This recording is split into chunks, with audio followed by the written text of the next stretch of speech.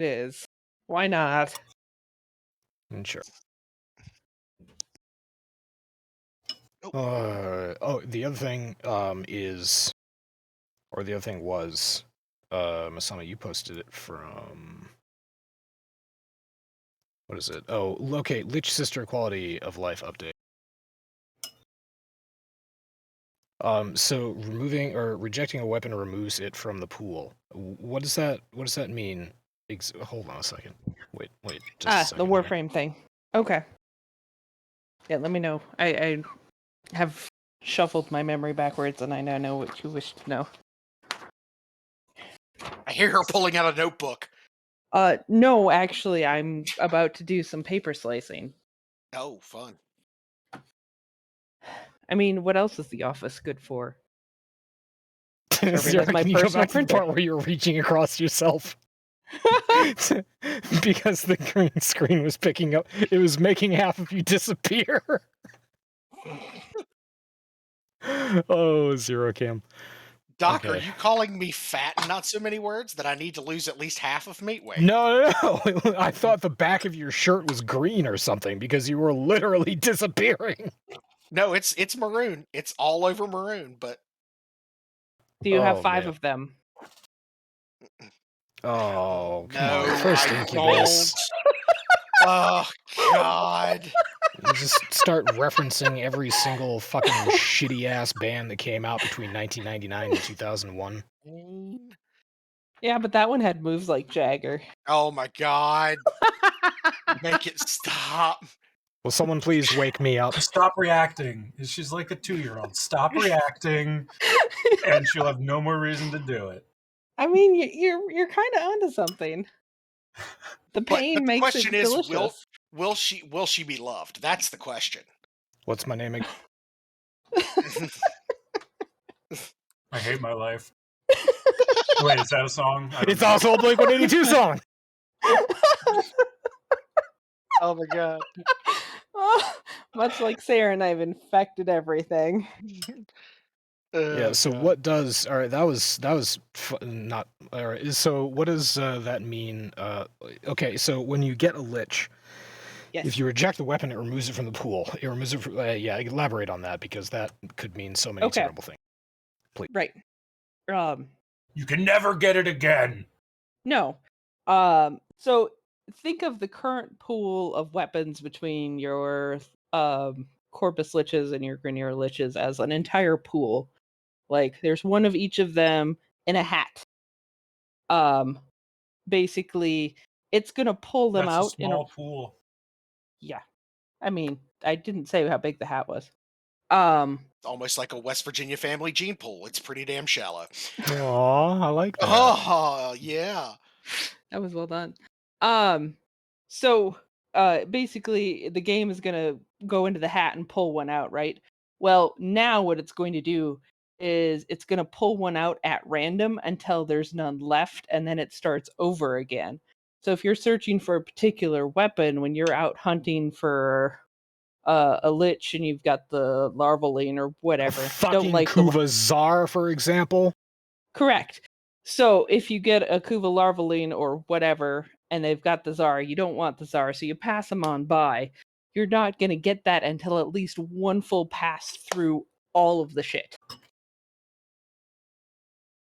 And that's coming in February 9th, I think, what that one was coming, because there's a...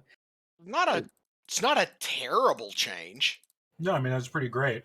It's Why didn't they do something like that from the fucking beginning instead of a year now on Liches and 6 months on Sisters, where we've been fucking spending 6 hours grinding to not get the right weapon? Yeah, so here's the thing, we go back to what true random is, because I still have this problem with most of the RNG generators in the world. True random is determined through a sample of between 10,000 and 100,000 samples. So, yeah, if you know, in a true random system, you can roll the number 9 57 times in a row. still truly random, because if you look at the 10,000 sample size, it rolled the same number of times as everything else. And that's why I have a problem with most of the RNG. So yeah, I know that it is random and it picks a weapon out of the hat every single time that you do it, but I can say when I was going after the Kuvazar, I got an inordinate amount of Kuva combs and Kuva bracks, and there was another one. It was another really shitty. The Kuva seer.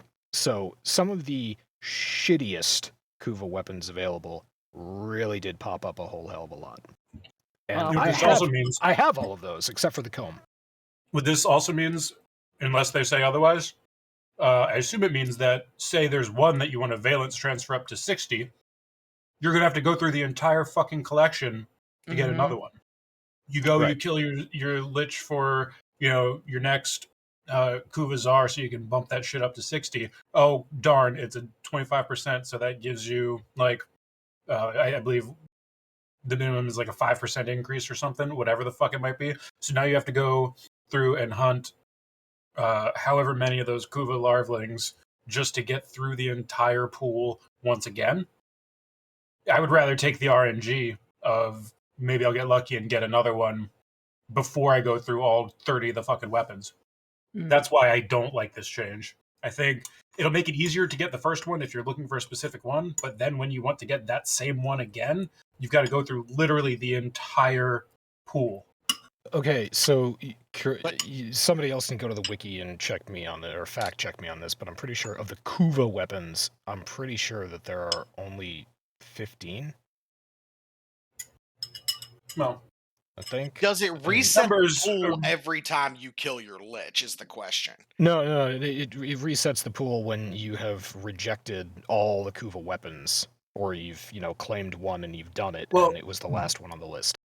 But actually, that is an interesting question. That's not so bad. Is that what they said? Like, because I think the way that's if the whole pool did reset. Yeah, I would actually be interested in that, because that would make sense if the pool reset when you accepted one.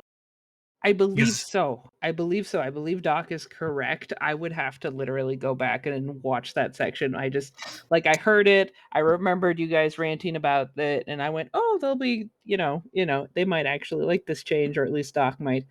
And yeah, I will admit I didn't pay like eyes glued on the screen attention, but I think the way Doc proposes it, I think is correct. I think it once you accept one, I think then it starts over. So short of them allowing you to kill a Kuva Lich and then select which weapon you want them to have, which would probably, I don't know how the community would react to that one. Short of that, this seems like the next best thing. At least I can't really think of a way to make it any better without making it cheesy. Like I said, if they need to make it reset when you accept a Lich and then kill it. If they haven't done that, that's a mistake, because that's punishing people who want to do valence transfers. But yeah. So anyway, that's one way or the other. I mean, I still got 3 Kuva weapons that I never got. So yeah, that'll make grinding for them a little bit easier. So there's that. Anyway, hello everybody, welcome to the Church of Chonkwij podcast. My name is DrNiggle. I'm joined tonight by Kosen, Masami, OmegaConstruct, and Zero Burn.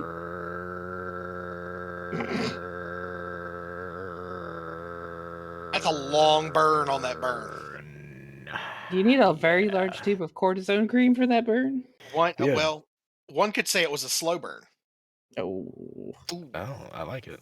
Ooh. That's good. We should watch Hackers again and laugh at how the 2 main characters got married for a year. Yeah,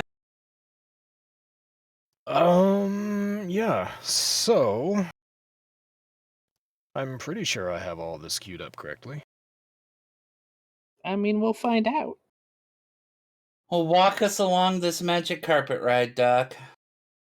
Last week we did a very lo-fi podcast about how Microsoft paid $69 billion, for acquiring Activision Blizzard. And I speculated that this was the it was maybe not the start, but it was the high point of sort of marching orders for this year for larger corporations. We saw Take-Two absorb the Zynga mobile company for what, $12 billion, and then we saw Microsoft acquire Activision Blizzard for $69 billion. And so I speculated that other companies would follow suit and that this would be sort of a thing. Even if the companies didn't really need to do it, their board of shareholders or whatever would probably say, why aren't you expanding? Blah, blah, blah, blah. Rabble, rabble, rabble, rabble. I incorrectly speculated that the next player might be Facebook or their parent company Meta, because as it turns out, the next person to do this was Sony. So Sony has decided to buy Bungie for $3.6 billion as the industry consolidation heats up, according to CNBC, because they got to make this spicy somehow. So, I mean, this was the week. Sony's getting. I mean, of course, they're not getting the library of Bungie's library because there isn't one anymore. Microsoft has control of what, 90% of their library. Destiny and Destiny 2. No, does Microsoft actually? I don't think Microsoft has rights over Destiny. Microsoft definitely has the intellectual property rights for the Halo franchise. But that's the biggest thing that Bungie. What has Bungie made in the last 20 years other than Halo and Destiny? Nothing. Nothing. Halo, no big titles that we want to talk Microsoft, about. Smaller shit. And then they made Destiny, and now Destiny 2. So, I mean, they do have other games out there, but nothing that was a commercial success. So nothing that's a household name. So yes, Sony, Bungie does. I don't think that part of this deal is them forking over the IP to the Destiny series, but because that's actually one of the questions that I have regarding this article is what exactly are the terms of the takeover? For example, when Bungie was acquired by Microsoft in 2007, when Bungie split from Microsoft a couple of years ago, part of that deal was that Microsoft retained the rights, or maybe it was 2007 when this happened. Microsoft retained the rights to the Halo franchise, and Bungie was like, okay, but we're going our separate way. Actually, I think this did happen in 2007 when Bungie became independent, quote-unquote independent. So their business deal there was they forked over the IP to Halo to Microsoft, and they gave Microsoft a minority controlling share in their coverage. So Microsoft went from majority controlling to a minority controlling share, and then Bungie was independent until this year. So one of the things that Omega said earlier in chat was that Bungie's an independent studio, then Bungie is owned by Microsoft, then Bungie's an independent studio, now Bungie is owned by Sony. What exactly? Oh, no, there was like two other companies in between there. ActiBliz and it was ActiBliz. Activision, for the purposes of clarity, Take-Two Interactive owned, I think, 19% of Bungie when Bungie was acquired by Microsoft, and Take-Two got rights to, I can actually pull this up, Marathon, Myth, and Oni. So Take-Two retained rights to some of the games that Bungie had, and then Sony got acquired by Microsoft. When Bungie split from Microsoft and they went into business with Activision, Bungie forked over. There is some percentage here. I'm looking for it. Bungie forked over a percentage of their company, but the point here is that they basically used Activision as a distribution platform, a publishing platform, and they cut Activision in on it. While Bungie was working for Activision, they retained all rights to their IP, which is why when they split from Activision, Activision didn't keep Destiny. Bungie kept Destiny because it was theirs. This is all leading up to my questions. What are the deal what are the deal terms that Activision or that Bungie has signed with Sony? Is Sony actually getting any of their IP, or is Bungie just using them as distribution again? The way the article here is written, it sounds like Bungie is going to become an affiliate of Sony, just another sub company. Based off of what I've seen, that Bungie. Go ahead. Yeah, just what do you mean by affiliate?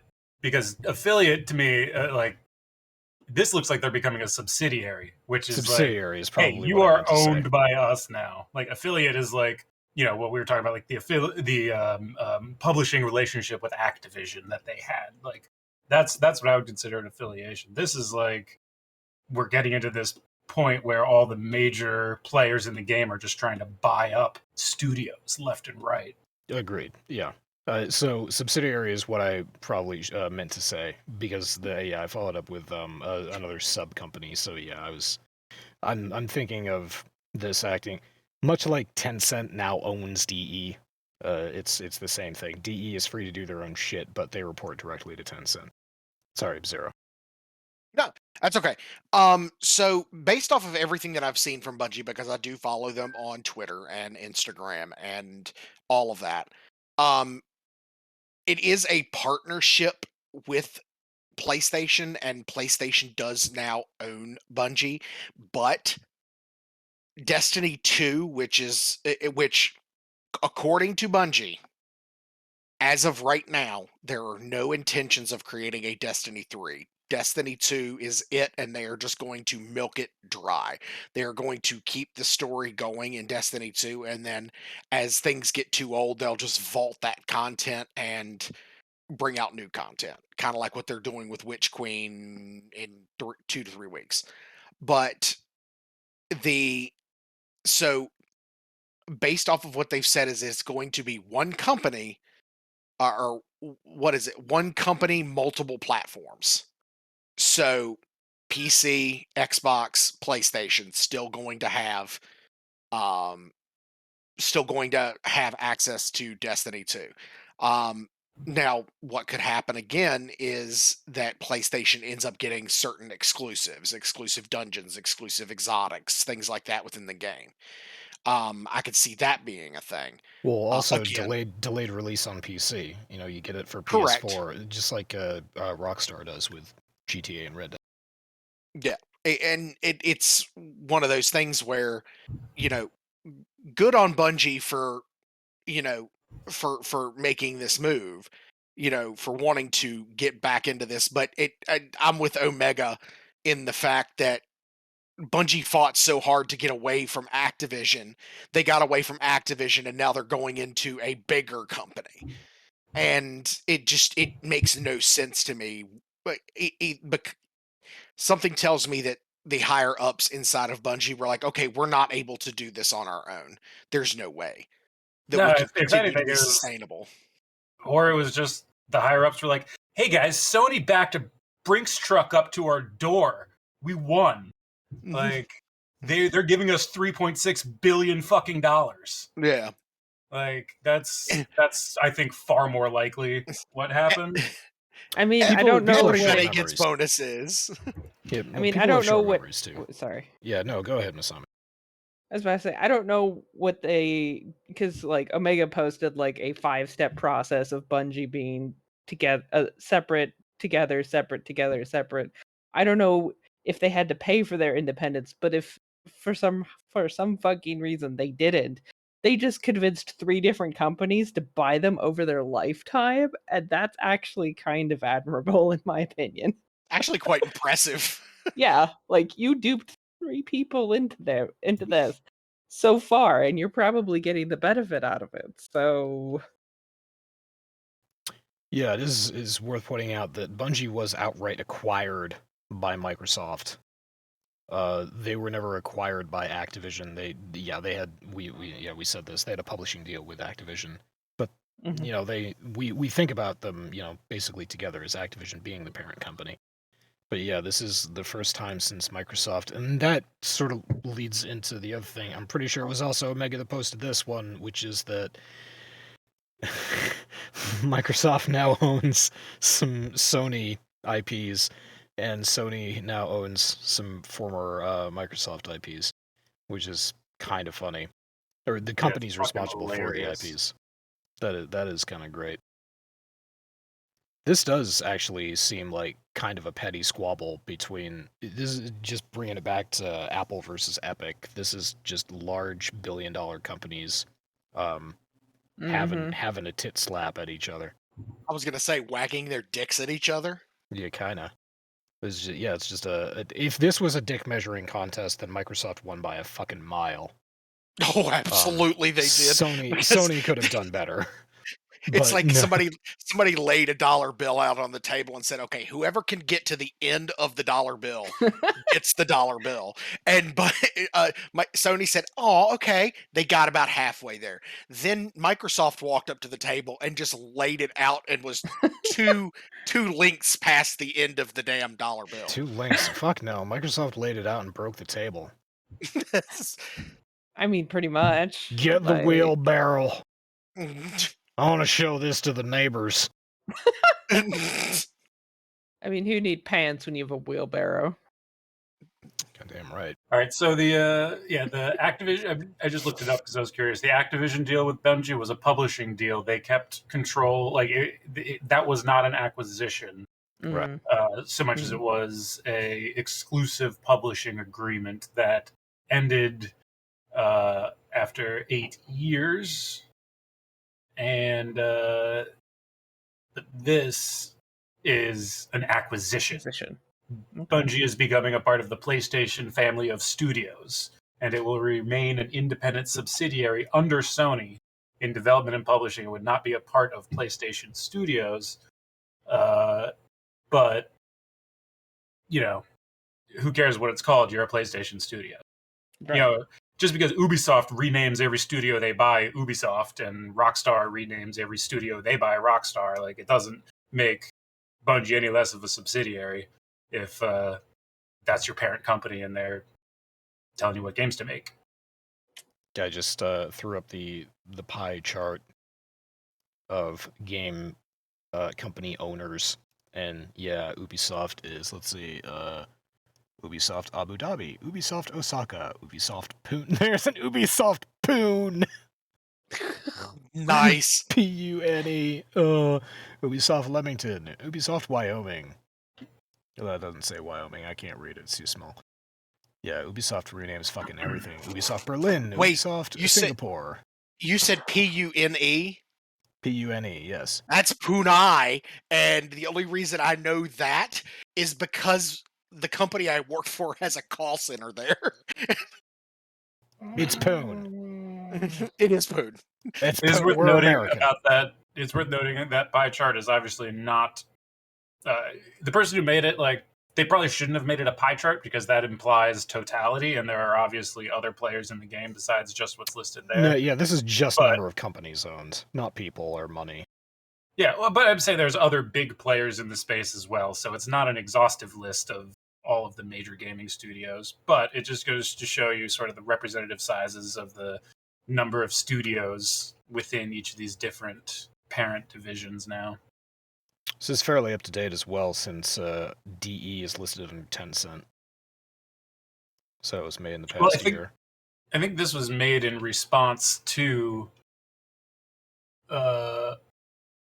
this acquisition, wasn't it? Because isn't Bungie under Sony in this picture? I don't see it. Maybe not.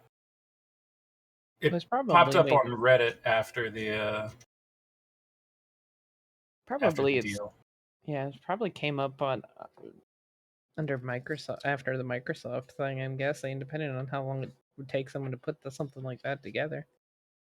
Is ID Software still a company? Oh yeah, id Software? Yeah.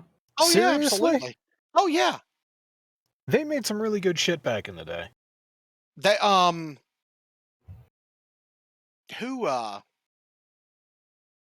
Doom. Who makes Doom? Doom? Yeah. That's it. Yeah, that's it. Yeah. Yeah. And they're currently owned by Bethesda and part of Microsoft now. I didn't know that they were owned by Bethesda, but yeah, id and Bethesda are both owned by Microsoft for sure. Yeah, no, they've good stuff. Oh, yeah, you're right. Okay, duh, Microsoft, yeah, Activision and Blizzard are both under Microsoft, so yeah, this was made very recently. Oh well, anyway, it's a neat diagram. I appreciate it being posted. I just think it's fucking hilarious how Ubisoft is just like, everything is Ubisoft. Mm-hmm. They really do. Yeah, they've got a dick problem.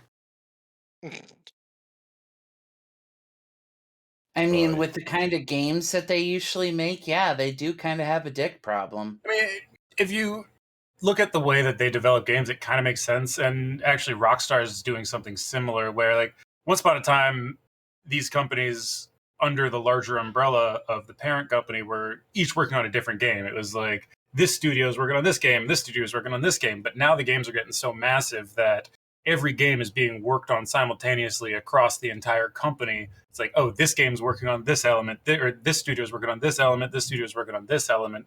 So in that sense, it might make a little bit more sense to rename them to, all under the same, umbrella name, I guess.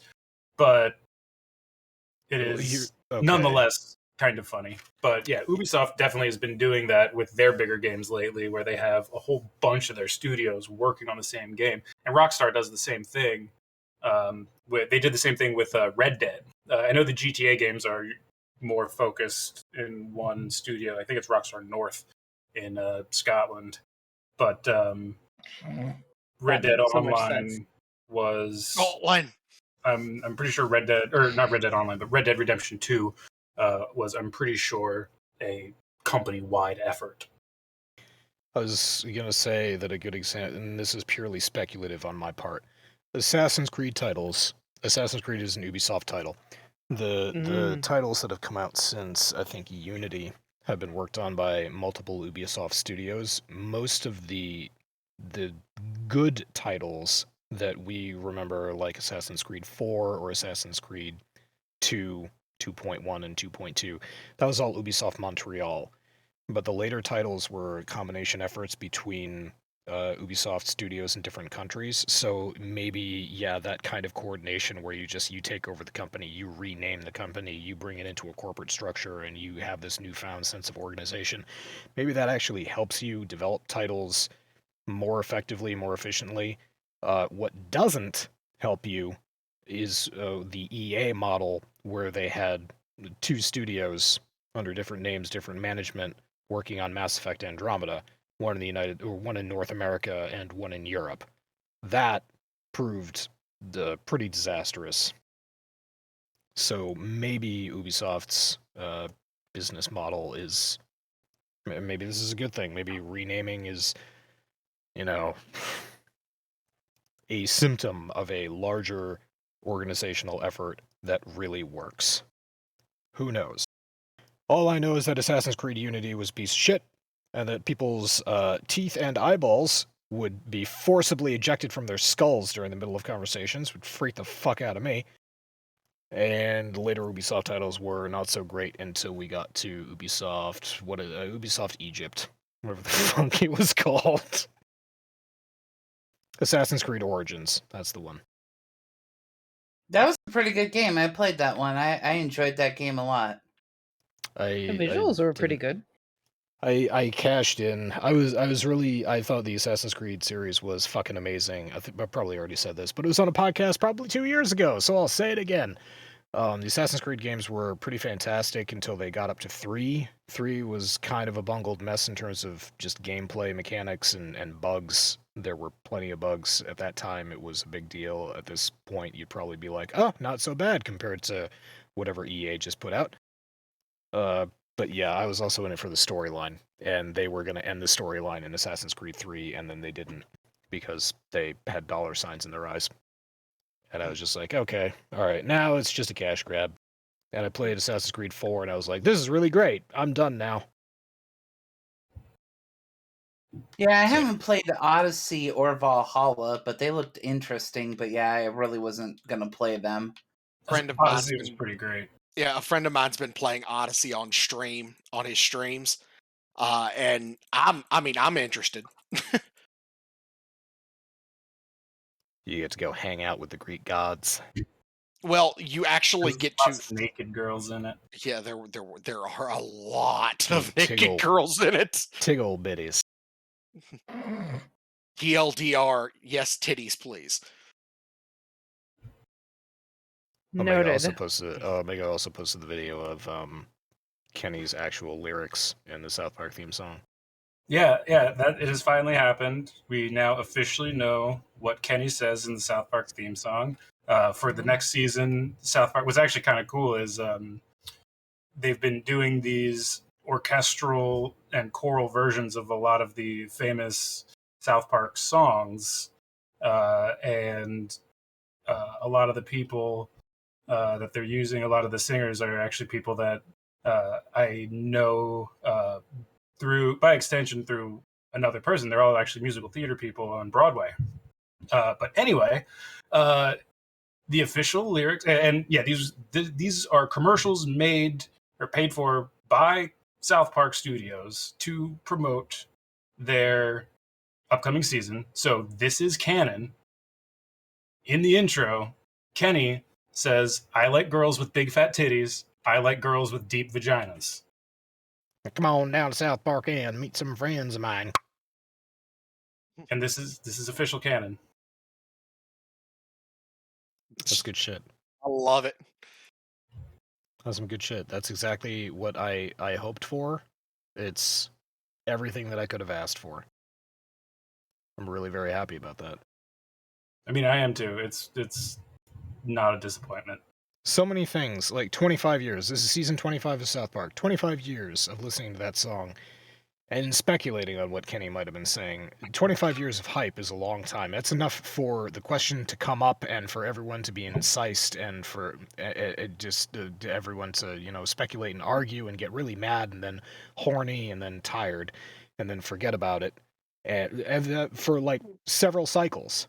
And finally, 25 years later, we finally have the answer, and the answer is not disappointing. That's a small thing to celebrate, but it's worth celebrating.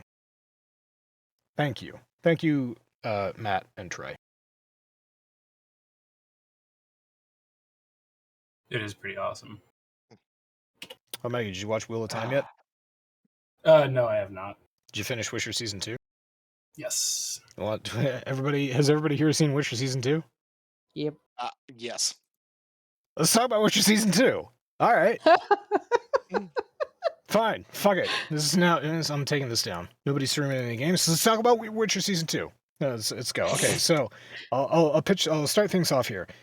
Omega and I originally had a brief discussion. He was a couple episodes in where he was disappointed in Witcher Season 2 because it lacked the structure of Season 1, which was more or less Monster of the Week. It was focused around Geralt fighting a monster, figuring out what the monster was, why it existed, defeating the monster, and then having, defeating the reason for the monster existing in the first place. And it was a touching, if not episodic, way to progress through Season 1. And then there was also a larger story there. There were episodes that were devoted to a larger story, but it had a lot of Monster of the Week.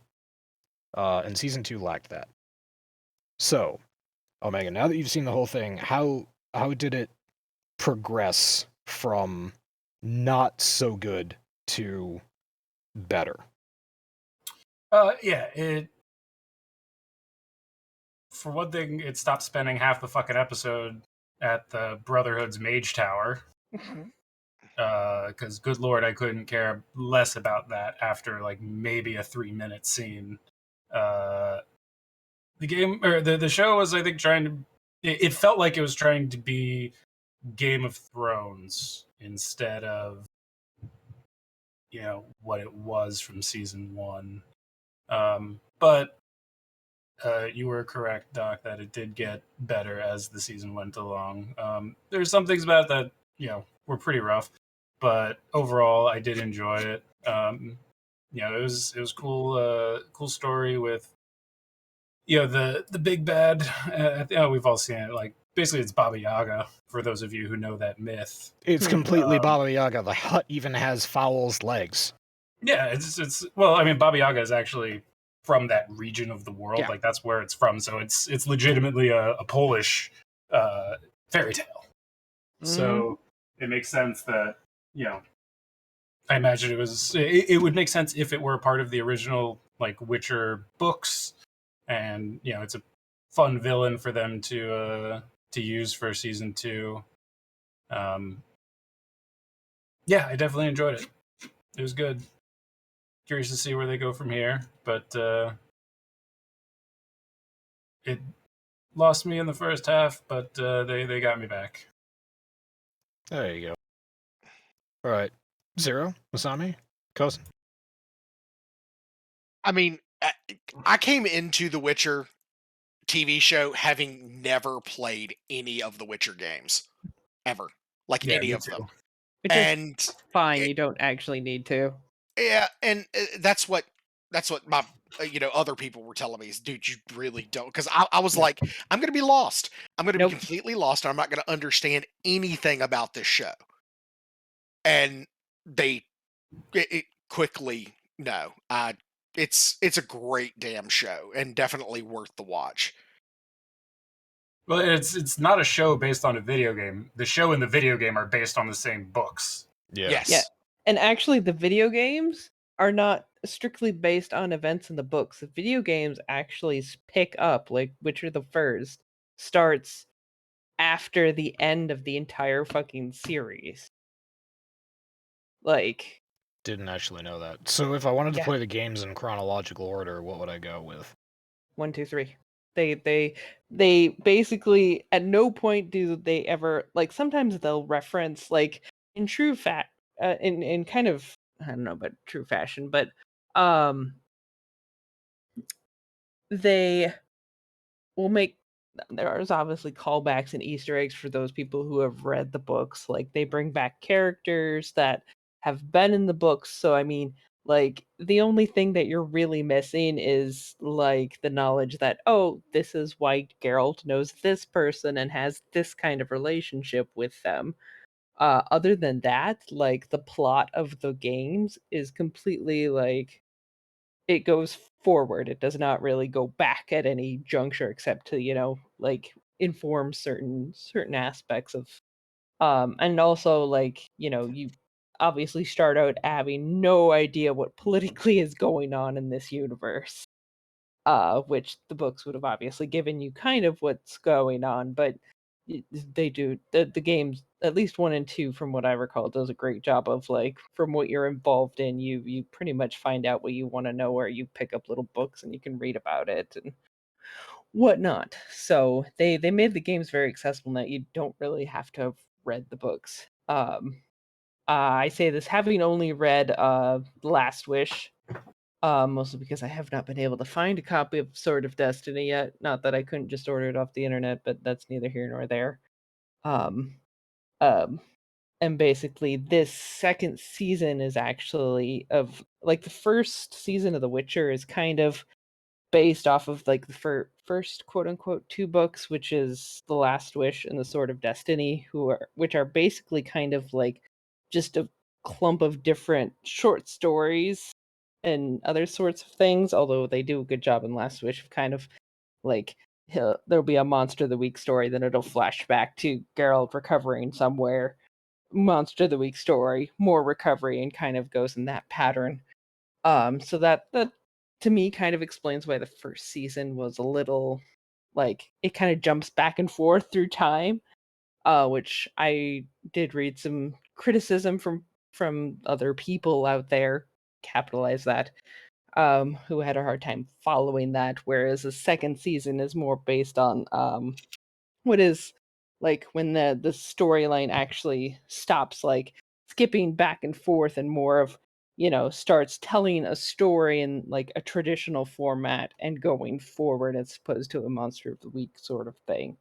So that's yeah, that was something that caught me.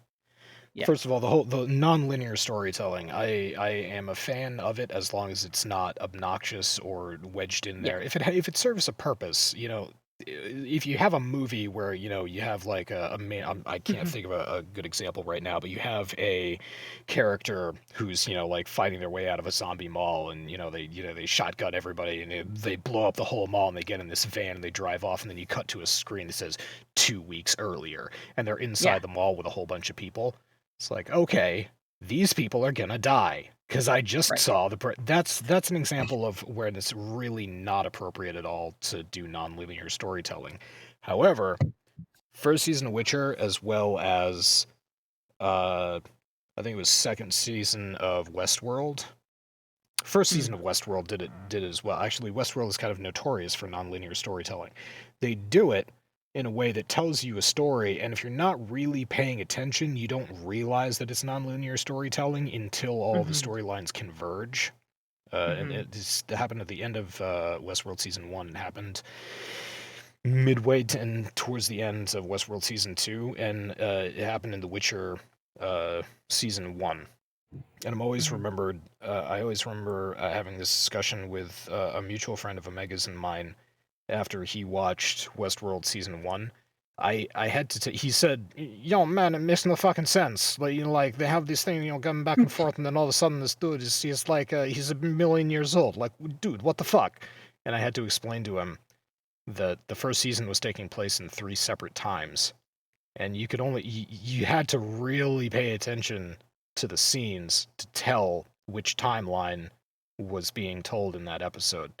And then all of it made sense to him all of a sudden. And he went back and watched it. He was like, oh man, okay, no, it's pretty good. I didn't, I've seen the first 6 episodes of Westworld Season 1, and I didn't even know they skipped time until you just said that. So that might explain from the why. It's not a spoiler or anything by any means. So continue watching through there and enjoy. But just be aware they do that.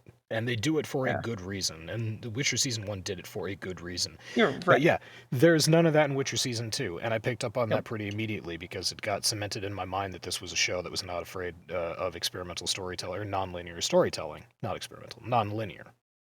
And Season 2 does not do that. It's pretty much, it is almost entirely, in fact, a straight line. Yep. Yeah, I haven't read Sword of Destiny yet to prove my theory that Season 1 was a mixture between that and The Last Wish. I only have my reading of The Last Wish to go off of. I will say, though, that the Last Wish book does a wonderful job of that non-linear, or at the very least, it kind of, it weaves the two methods together in kind of a beautiful way, and I kind of wish they would have done that for Season 1. So very well stated. But now let's cut to the heart of the matter. A topic that weighs heavily on my mind and has really fucking bothered me throughout all of Season 2. That is, why are C0C's eyebrows black this season? Who? Remember how I told you? Series. Remember how I whatever told the fuck her name is. The costumes were awful in Season 2? Yeah. Yeah, they're awful.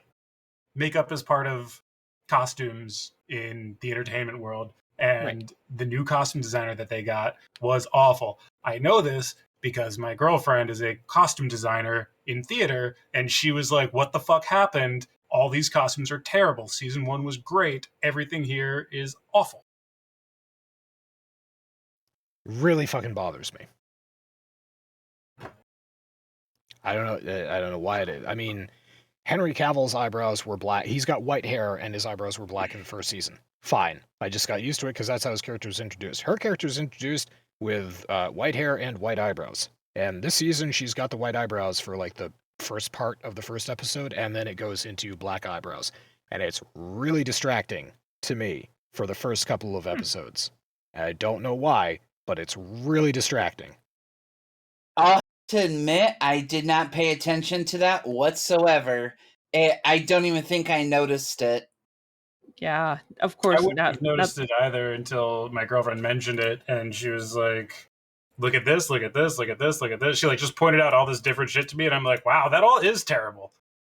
Yeah, like now that you guys have mentioned it, if I go back and watch it again, I'll probably be like, oh yeah, that's right. Okay. Fuck. What was the mage who was working with Nilfgaard? What was her name? Frangilla? Yeah, Frangilla. Yeah. That one dress she was wearing that whole fucking season that like completely squished her breasts, made her ass look huge, and was just awful all around. Take a look at that outfit again and tell me that's not an awful fucking dress. Yeah, no, now that you bring that up, I do remember thinking that I'm like, that just looks off. Like none of her wardrobe looked great at all whatsoever, but I thought it was some sort of like play to the character or something. I don't know, but now that I know it's more just bad costume design. I can't say that I'm on the same level as Omega or Omega's girlfriend, where I'm noticing the fabrics that are being used in costumes or shit like that, but I can tell you that I noticed bad costuming when the Bard finally came into the story. Yeah, why is he a pirate? Why is he a fucking pirate all of a sudden? And that was the thing. Yeah, the style was wildly different from the first season. I don't usually get bogged down in these details. It's not usually a thing. Costumes are not traditionally a thing that I pay attention to all that much when I watch a movie. I'm much more engaged in story and plot holes and all the rest of that, blah, blah, blah. But it was so bad that I noticed. Yeah, he's a fucking pirate now. I actually liked his costume for the second season in comparison to his first season, but I mean it makes no sense. I guess why does he have fucking bucket boots and a pirate suit all of a sudden when like his outfit first season made perfect sense for the presumed time period if you go by the other clothes, like the other set dressings and clothes and everything else. Like his outfit made sense contextually, but now he's a goddamn pirate. And like I get that he was moody and sad because Geralt broke up with him, but like you can do it better than turning him into an emo fucking pirate. Well, you can turn him emo. You just don't have to. Like if the swashbuckling lifestyle was somehow incorporated into his story, where he's just like, Geralt broke my heart, so I went and I got railed by a whole pack of seamen, giggity, and like I spent 6 months on a boat just on having 2 levels. I had 6 months on a ship decks? at sea. Spending all my time on the poop deck, if you know what I mean. And the entire crew of the SS Fingerblaster could not make me forget my woes, so I came back to the shitty little town to sing songs about how I miss my boyfriend. That's a perfectly acceptable, like, 10-second line drop that he could have had with anybody that would have explained the whole pirate thing, but there's none of that. You do realize that as his position as Sandpiper, he was helping people get on board ships to get them from the location that they were in, which was Oxenford, to different south, getting elves and half elves out of the north into the south at Oxenford, which is a port that has ships, and very well could have been on one of those ships and picked up his style there. But I'm also wondering if anybody... Wait, no, before you move on to that, no, let me respond. No, I was not aware of that. Why the fuck would I be? None of that was detailed in the show. Well, I understand that if it was detailed in the show, it probably would have been better. But also the other thing I wanted to point out is that anybody noticed that he basically was wearing the bisexual flag the entire time? Which is fine. No, it is fine. We're perfectly open to him. Look, Omega and I think, are both firmly on the boat that he's gay for Geralt. Fine. Good. Well, good for him. All of us are, to one degree or another. I agree. I'm just saying that colors are like... So, costuming-wise, I have a feeling that was the thing that they were trying to allude to. On one hand, he was getting half-elves and elves to a ship. They kind of gave him that swashbuckler sort of sort of look to him because the Sandpiper, leading these refugees Look, and I'd really to like the to make a ship. Sandpiper joke, actually. Is that what the kids are calling it these days? No, but okay. So seriously, this is just going back to the supplemental Picard information. All right, you can say whatever you want to justify the actions of the show, but the point is none of those actions are in the show. So. Oh no! I'm not justifying it by the show. I'm justifying it by the way how the costumers, the actual people that were developing his costume, that's what I'm thinking that they were doing.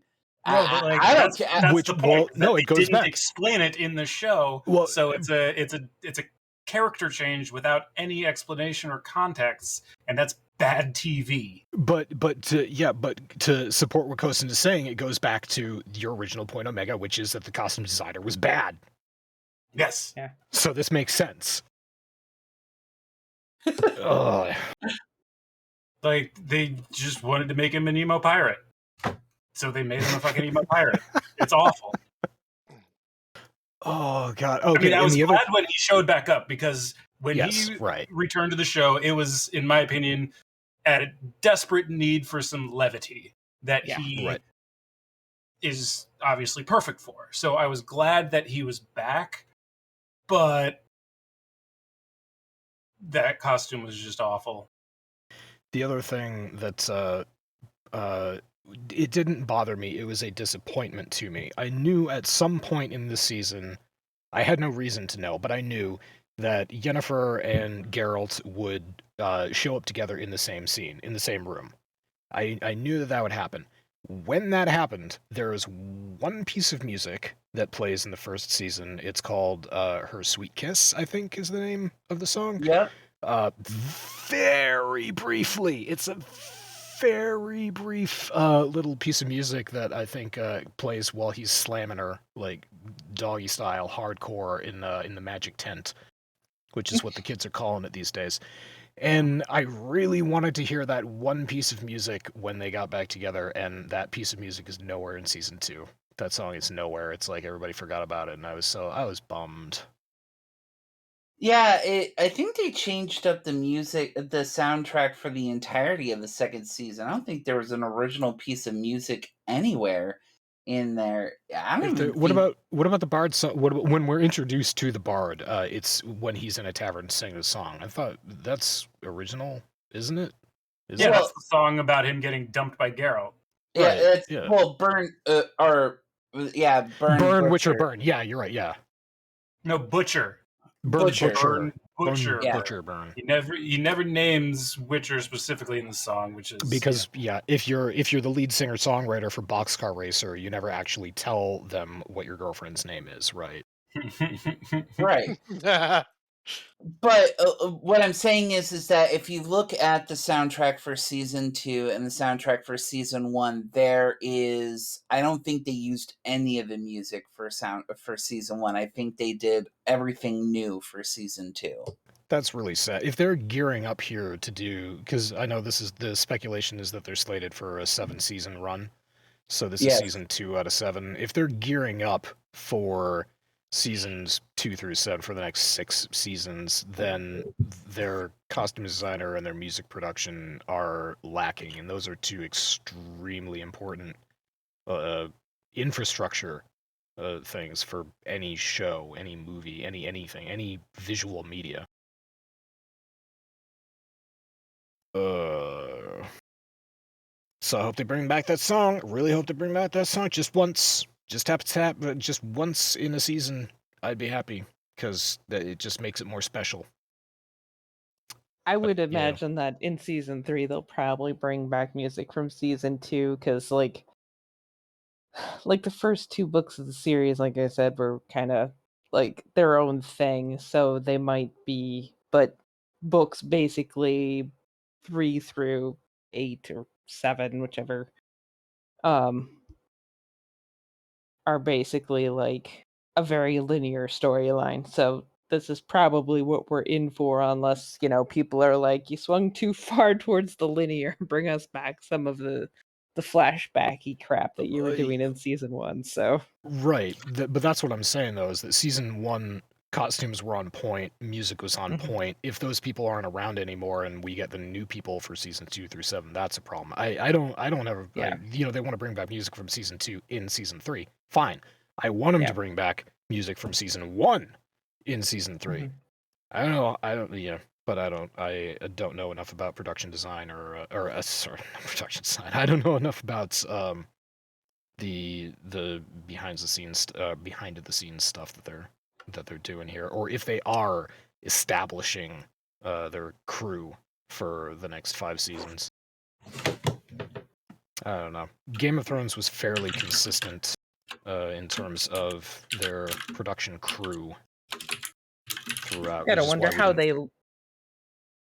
wonder how they even lost their lead costume designer and presumably their sound engineer. If they lost, or if they just didn't rehire, it could have been, this is just wild speculation now, but it could have been one of a billion things where they just didn't ask that person to come back, or that person asked for more money than they were willing to shell out for, a 6-season contract. I mean, most likely, if I had to guess, is they were just working on a different project. Yeah, or usually. If they moved on and they found new work because their skills are in demand and they're good at it. Do you want to know what's funny? Oh, there's a lot of things that are funny. Well, I mean, there are a whole lot of things that are funny, but I don't think that anything changed. I'm double checking on some various entertainment rags and whatnot, and according to them, it seems like that the behind the scenes production crew did not change from season 1 to season 2. Like the team that was responsible for writing all the music for season 1, same people in season 2. When it comes to costumes, set design, and all that other kind of stuff, also the same.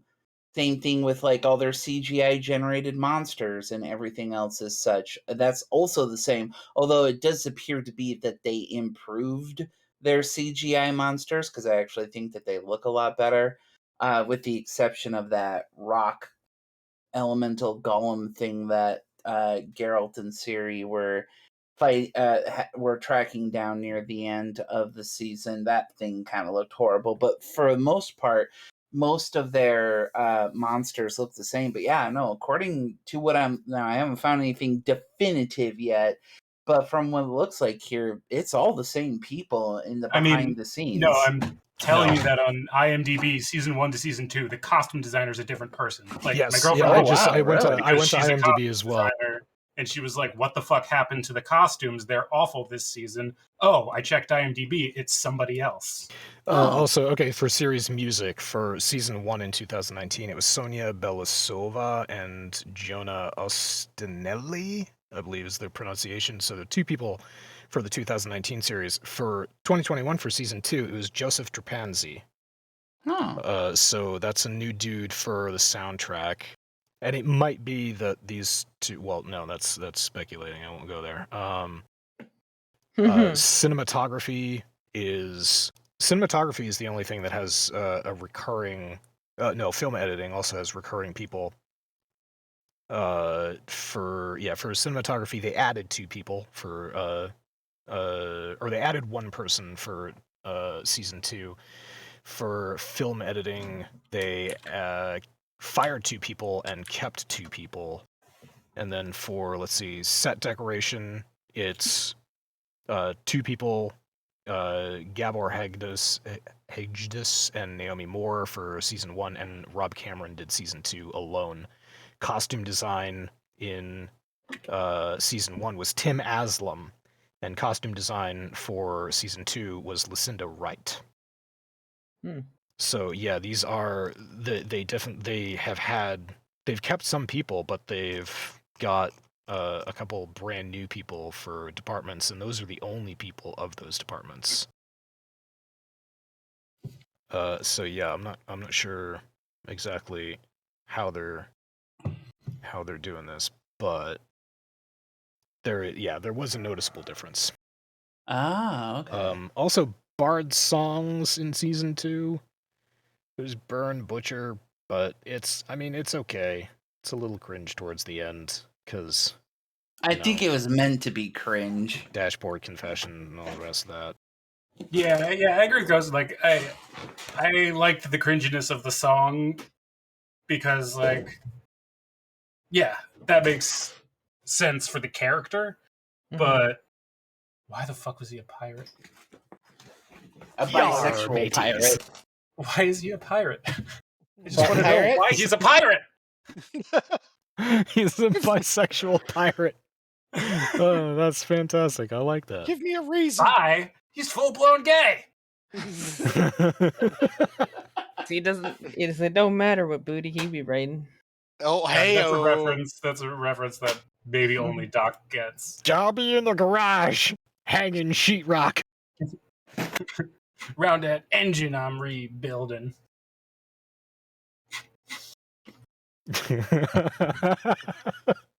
Funnel cakes from the Tomb Raider. Oh my god. What? You don't need that. Dude, look at me. Look at my lips. They're not sultry. I want lips like a Tomb Raider. God, that's a good show. We were referencing Aqua Teen, in case anybody was wondering what insanity we're spouting off. In case you were born after 2001.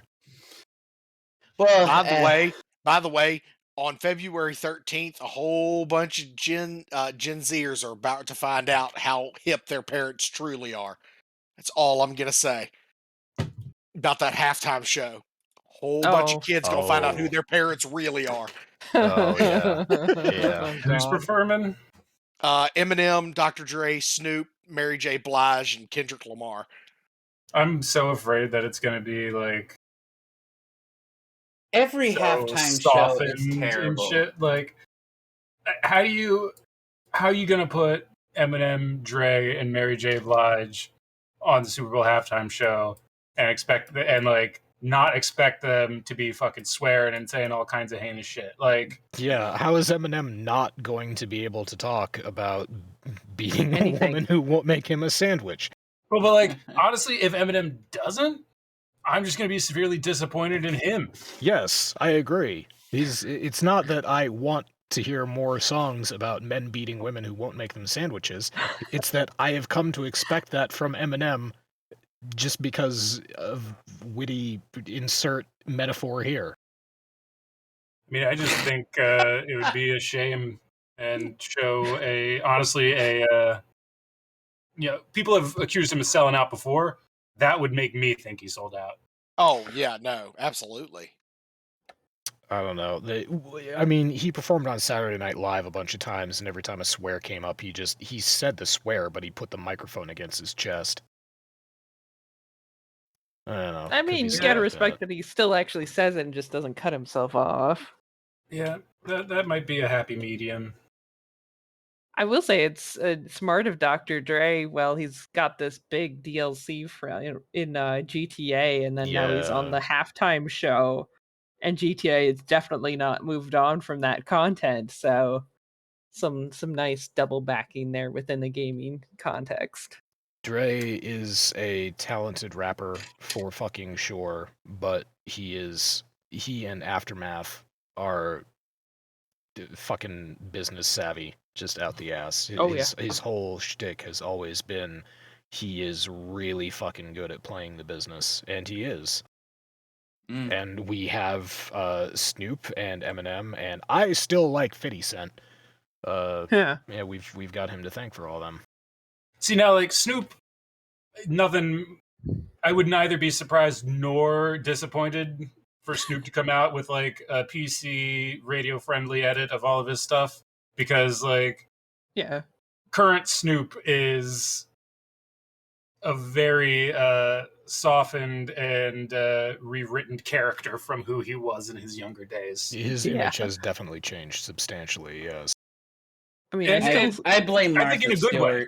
I mean, I like it. I like this Snoop. I like the old Snoop. Yeah. I think the new Snoop is hilarious. Yeah. But, like, he's definitely chilled out from the hardcore gangbanger edge that he used to have. I will say, if he doesn't... But Eminem is, like, he's still Eminem. Right. Like Eminem has never. He is as recently as late last year, he has down. put SoundCloud rappers on blast using very foul language. Yes, Eminem is still very much Eminem. So, I mean, I do still expect Snoop to come out in this just giant puff of smoke. That would actually be, yes, that would be the sellout. If Snoop doesn't light a blunt on stage during the Super Bowl halftime show, fucking soul out. I'm going to be really disappointed. Is the Super Bowl in a weed legal? Oh yeah, it's in LA. Oh yeah. Oh, well, then he very well might actually. So here's the thing. Yeah, we'll see. There are two ways this could go down in my mind, or three ways. One way, he'd come out on stage, he could be smoking something and then throw it down, and then he does his thing. Two, he comes out, he goes on stage, he does his thing, and then on stage lights up a blunt. Great. Third thing, he doesn't do either of those, and a week later, we find out that he was almost arrested in the locker room getting high with some of the football players.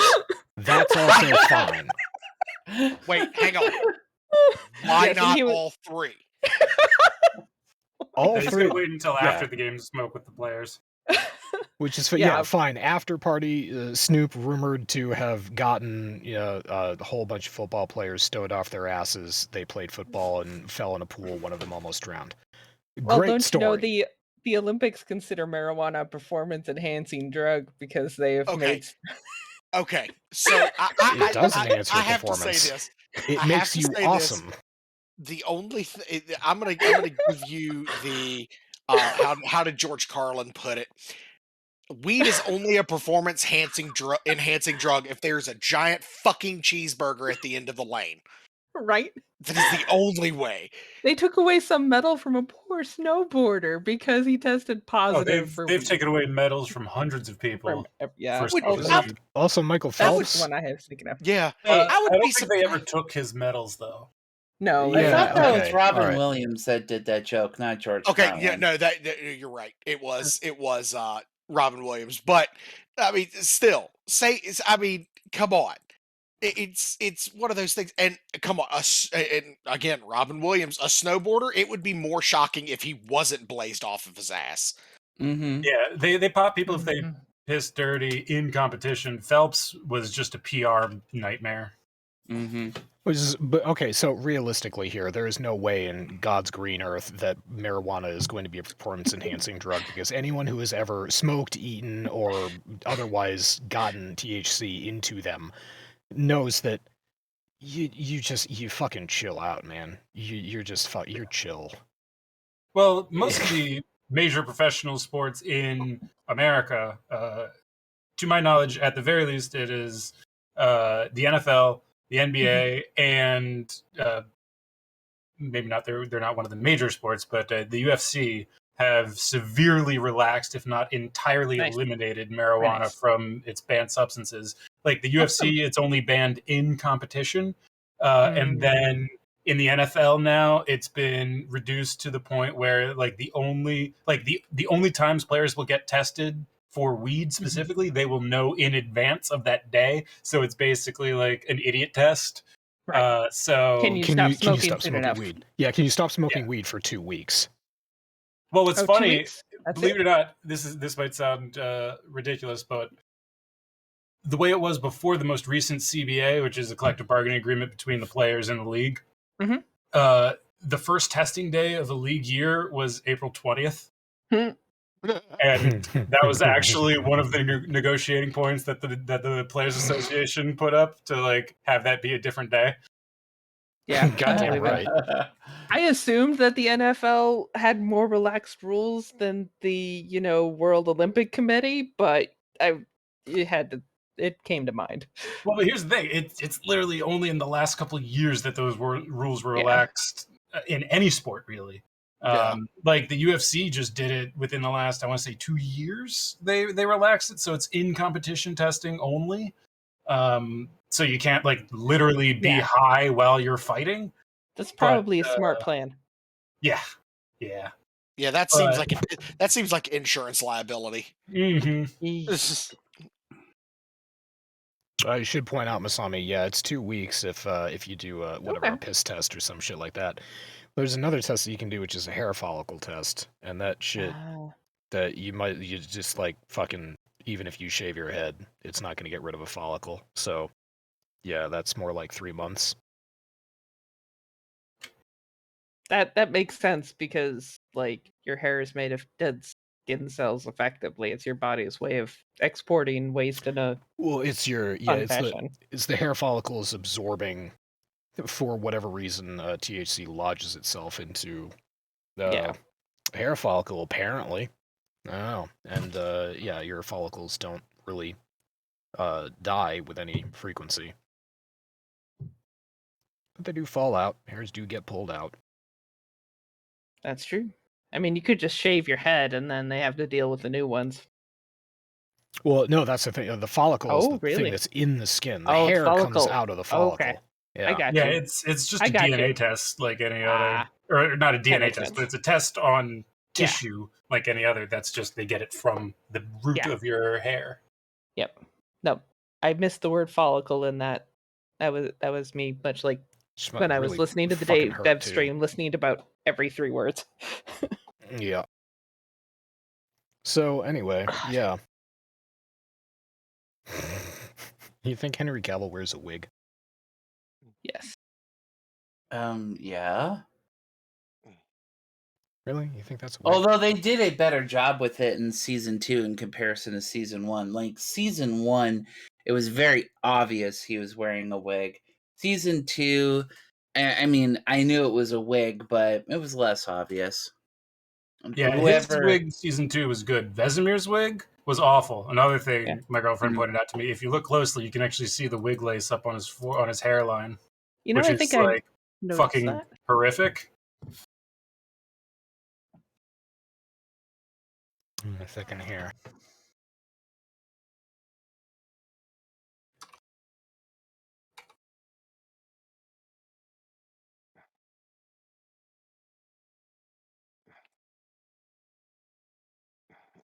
Oh. Oh.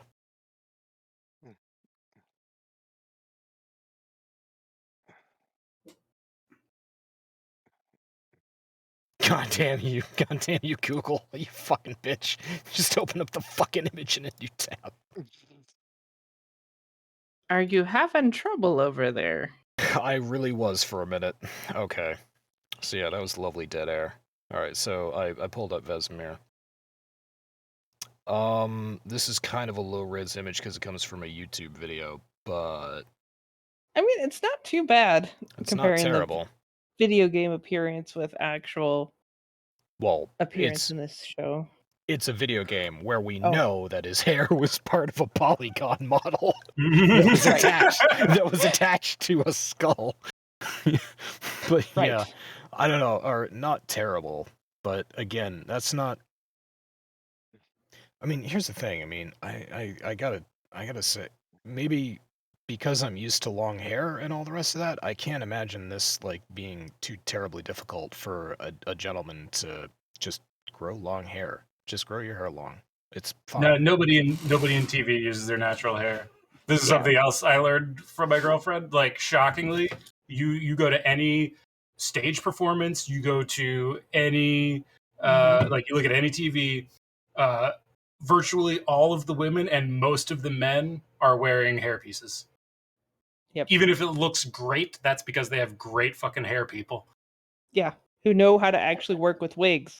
Because how you work with wigs is not how you work with real hair. No, it's a fucking science. Yeah, I dabble in many things. One of them is theater. Occasionally when I get the chance. So if I did like a stage performance and I needed to have long hair, would they tell me to shave my head? No, they put a wrap over your regular hair and put a wig on top of it. Yeah, they do it with women with long hair all the time.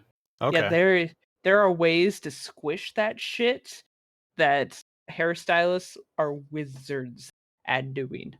Wizards. Yeah, okay. I'm fine with that. Like, that will make it disappear, but yet it will reappear when you take the wig and then the skull cap off. I don't think we really appreciate that. I mean, wigs used to be a big part of society, and then they sort of fell out of fashion, and then, yeah, now we're still fucking using them. I didn't realize it was that popular or that intense all across the board, from stage theater to most TV, movie entertainment, production. yeah. Like, one of my favorite... Have you guys watched Mrs. Maisel? Never even Marvelous Miss heard Maisel? of it. Yeah, the Marvelous Miss Maisel. Fucking it was amazing show. God, I love on that my show. list. I've heard of that. I've been meaning to watch it. It is so fucking great. But if you look up just look up the titular character, Midge Maisel, and then look up the actress who plays her.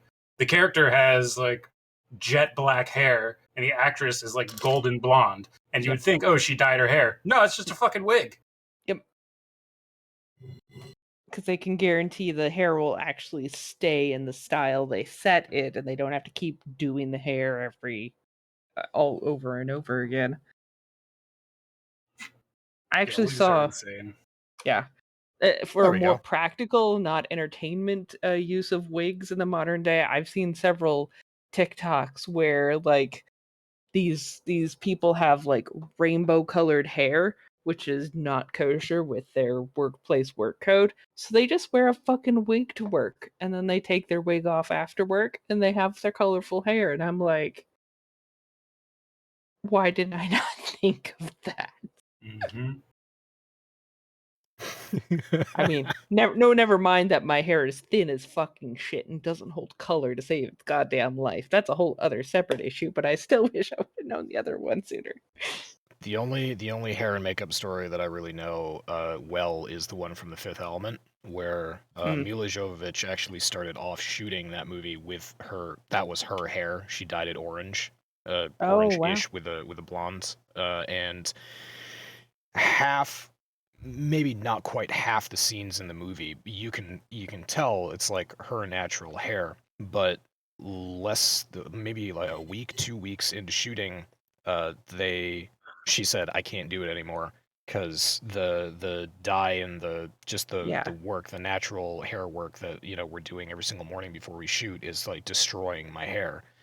And they actually made for her a wig, which became the Lulu Dallas wig, and you can go and see it. I forget where it is now. Shit, I used to know where a lot of the Fifth Element memorabilia went to. But not in your basement? No, are you kidding me? I can't afford that shit. Holy cow! I am not paying $50,000 for a fucking wig. So I can look at it and be like, that was on Mila Jovovich's hair. You really like The Fifth Element, so I wasn't gonna put much past you. I mean, I really like it. I'm not that weird though. I'm only staring weird at you enough. I'm only weird enough to have it on VHS, two different versions of it on VHS, and 3 different versions of it on 2 different versions of it on DVD, and 1 version of it on HD DVD, which, remember, used to be a thing. Right, because Xbox had that for the longest time. Before Blu-ray came in and kicked it in the nuts. Well, before Blu-ray essentially kicked its collective ass out the door. So there you go. I'm still staring at you incredulously from behind the camera. That's fine. Hi. Hello. Hello. I'm not nearly clothed enough to actually turn my camera on and give you an actual glimpse of this, that's because fine. I'm pretty sure, copyright strikes for, food videos is one thing, being indecent on stream is probably something else. That's fine. I'm trying to get banned from Twitch. Speaking of food videos, actually, I found a really interesting one earlier. I can't put it up on stream. I can't. I tried. They said they'd take my YouTube channel away. Did they? Oh, that's sad. Are you serious? No, it's okay. No, it's fine. They gave me 2 strikes just because, or no, they gave me 2 warnings, which is somehow different than a strike or something like that. They're like, no, it's fine, but you can't monetize. We're monetizing this video for the video that was in there. I'm like, fucking joke's on you. They just took away your monetization. Yeah, right. Which doesn't that's matter a because we don't copyright monetize. claim. Yeah, we don't monetize copyright videos. strike. None of the church's videos are monetized. If there are video ads on our videos, it's because some prick decided that they want a cent. They want a shiny penny. They're welcome to it, because I got to watch motherfuckers baking and cooking pastries. Shit, oh god, that was good. It was so delicious. Bacon. I know, it's so good. All right, so yeah, that's the end of Witcher season 2. I thought they left it off. How did they leave it off? I can't remember now. They killed Baba Yaga. It's just Oh, that's right. They killed Baba Yaga, and they didn't kill her. They banished her back to wherever it is that she came.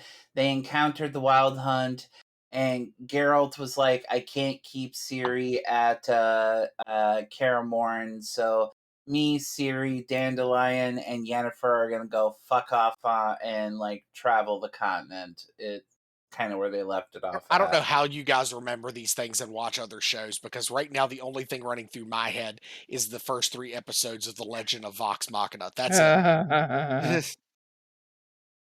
Haven't gotten to that one yet. Oh, you need to. I really need you to watch that, because there are some ideas I have for our D&D game that I really need you to watch that for. I really need you to watch it like ASAP. I mean, I'll do it. What is it? The They're Legend only of half an hour. Write it in chat or some shit like that, and I'll see what I can do. It's Critical Role's cartoon. On Amazon Prime, which I'm sure you have access to that. Yeah. Here, I'll do you one better. Right, I'll give you give an it a shot. Link. There's an exact link. There you go. Okay, thank you. Oh God. It's not. It isn't that I dislike Critical Role. It's just that I have no reason to like Critical Role. I haven't found that thing that like gets me interested. Even the first episode of Wheel of Time had something to get me interested. Even though that was nothing's really tickling your jimmies yet. Huh? If you're not into watching D&D live play, then that's fine. It's just it's definitely not for everybody. It is a very adult cartoon, so there are lots of inappropriate 18 plus type shit. So it's basically just, it's not a real serious thing, although there are serious moments. So, but it's reasonably entertaining, and you don't really need to have known anything about these people before, really. I mean, gotcha. Okay. They didn't like one for one recreate their D&D sessions in cartoon form. They actually like hired people to write a script and actually like take their material and put it into a cohesive actual like story / cartoon. Does it have kick-ass fighting missiles with action lasers? It definitely has. It does have some kick-ass fighting. It's got sexuality, nudity, swearing, burping, farting, everything that a growing boy needs. But it's cartoon. Probably the adult category. It's cartoon sexuality and cartoon. Have you ever heard of Titmouse Studios, Doc? Not off the top of my head, no. They're like a relatively well-known animation studio that does that like old 80s and 90s Saturday morning cartoon style stuff. And like that was Critical Role's goal from the beginning. They were like, we want to, like, for this cartoon, we're not trying to do some modern like 3D shit. We are going for that like old school He-Man cartoon feel, and like Saturday morning cartoons, but like for adults. Yeah. Saturday morning cartoons turned up to 11 and the knob ripped off.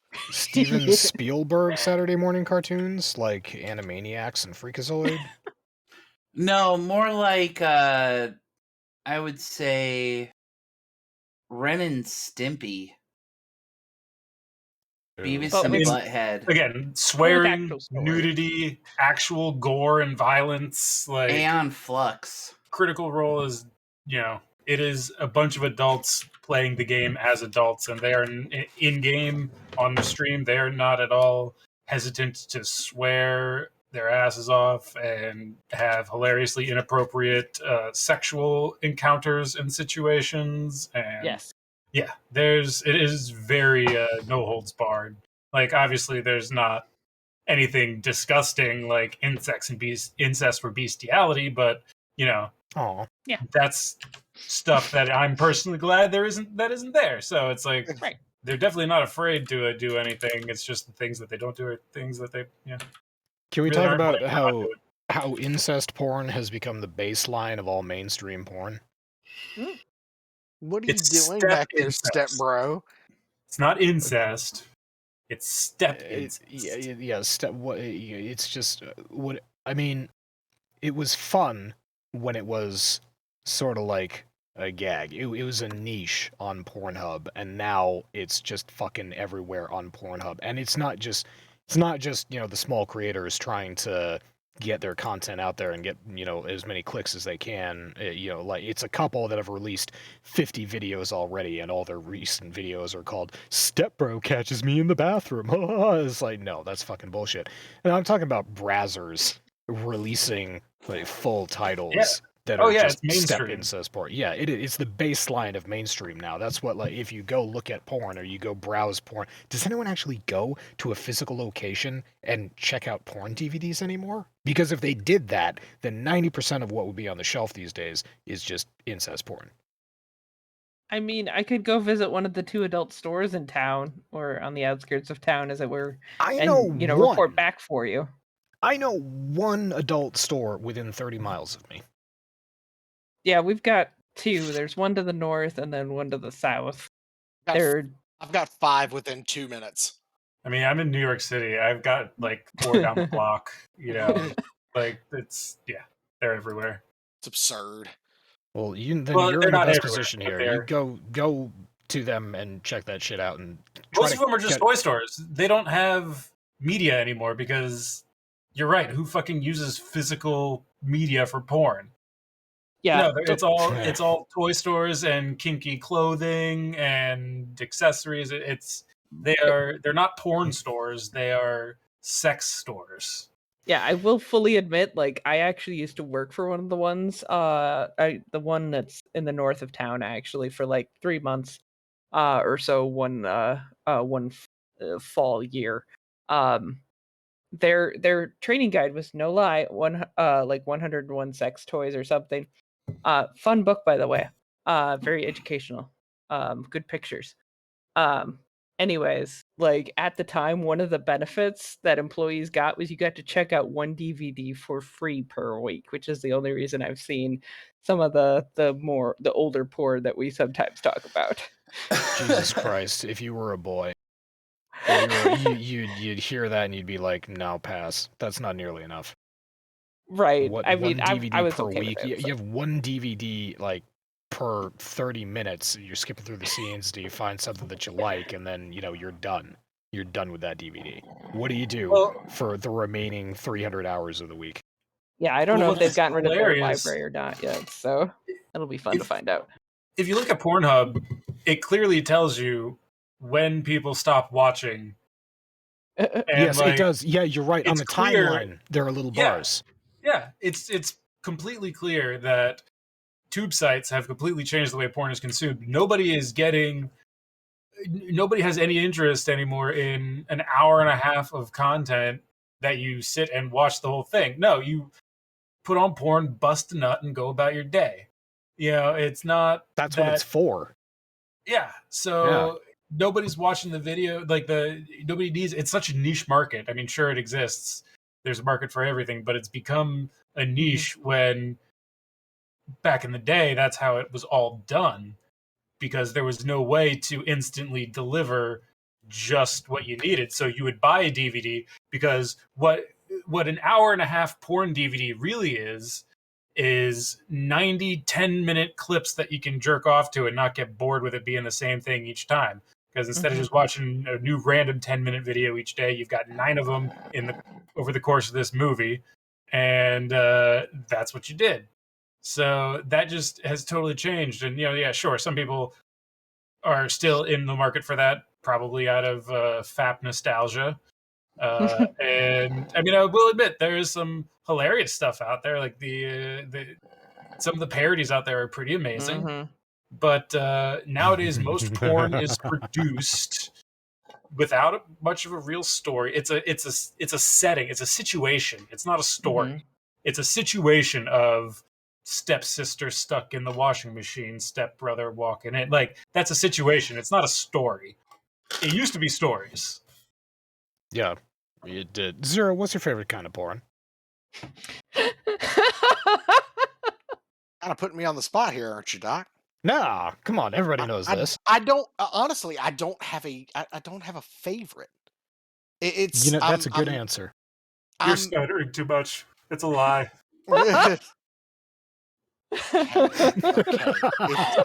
It's amateur porn, okay? I just was that so hard? I mean, it might be now. Nice. I see what you did there, and I appreciate it.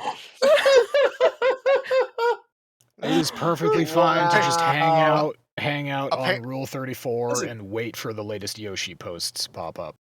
Amateur porn's great. Yeah, it's real people, real reactions, real emotions, real pleasure. There's definitely something to be said for that. As opposed to a studio where, it's very much a production. But even nothing studios about are breaking away. Produced porn is real. But you see these little clips, you don't see like the 10 minutes it takes for them to get in this like gymnast position. Yeah. And, like they record it for 3 minutes and then they immediately stop because it's the most uncomfortable fucking thing in the world. Well, they do. And the other thing is that even the mainstream studio, even Brazzers, is Porn Pros a specific Brazzers? Excuse me, is Porn Pros their own thing? It doesn't even matter.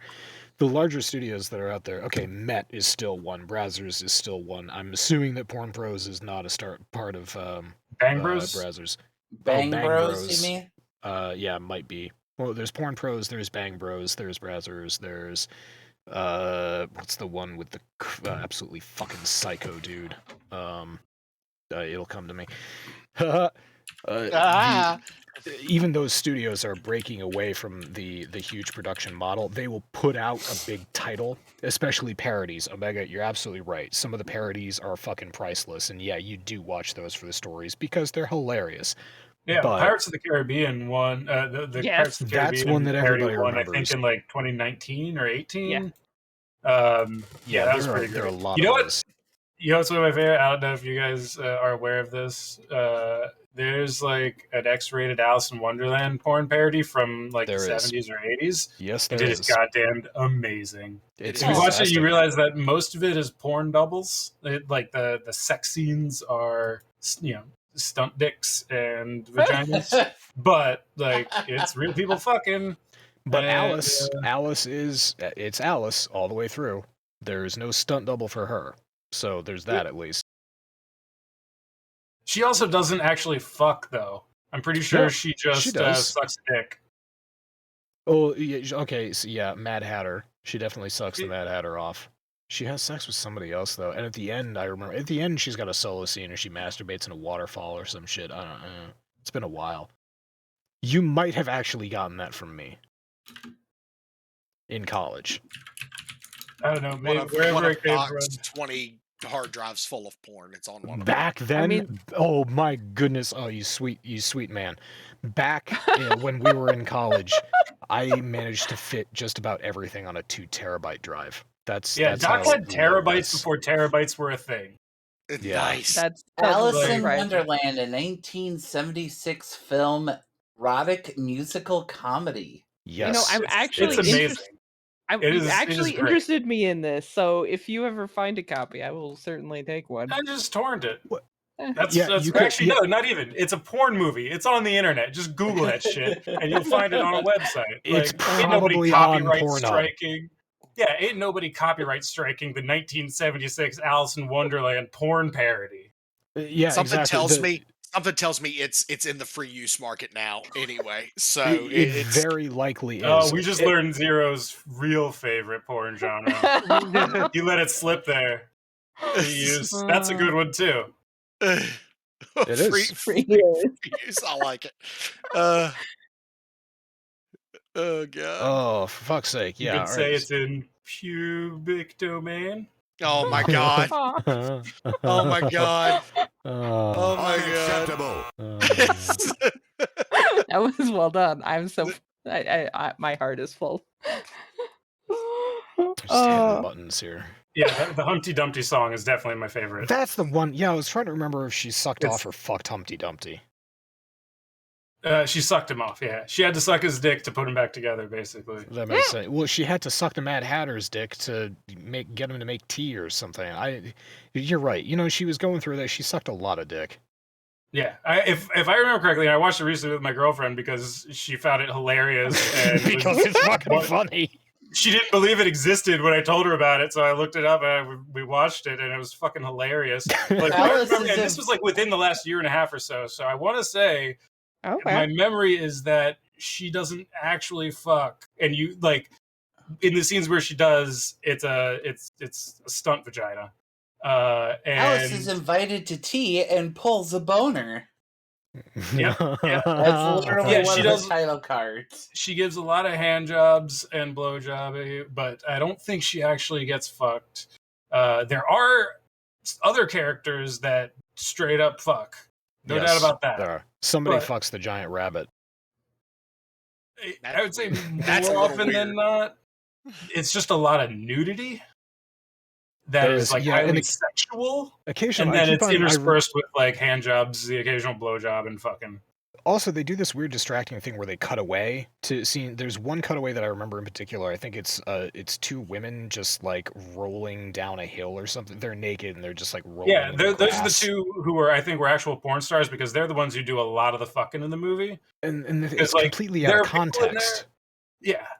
Like I'm critiquing the film style of a porn parody right now, and I'm saying that cutting away to two naked people rolling the grass takes me out of the element. It removes my suspension of disbelief. Hang on. What's really funny... You would say it's immersion breaking, huh? Oh, thank you. There, yeah, so, exactly. Interestingly enough, the Alice in Wonderland musical parody is on Pornhub, the full thing. Although the one that I found basically has some dude doing voiceover commentary while it's playing. That is so fucking obnoxious. Basically, some dude basically critiquing the entire movie while the movie is playing. That's Doc, you need to do our version of this. Doc, you and I need to do a version of this. But I find it. I hate that shit. Okay, we'll do the right thing, and we will link in the description to the video to the regular version of the movie, where you don't have to hear us. Okay, fine. I'm cool with that then. All right, that's fair enough. Kosen, are you still on Pornhub right now? Yeah. Okay, there's. Oh my God, this is great. I don't know who. I don't know her name. I don't know her name, but there is a lady on Pornhub who does reaction videos to other Ray videos. Carly. I know exactly who you're talking about. Yes, her. I don't know why. It's nothing against her. I just think that's so obnoxious. I can't stand those videos, and I don't understand who would watch them. It's just like you're watching for the reaction of a porn star, and occasionally she whips out a tit. And maybe she like flicks the bean while she's watching these, and she's like, "Oh yeah, that's so hot." Why wouldn't you just watch the porn yourself? Why do you need the commentary? Social media has led to this bizarre phenomenon that is parasocial relationships.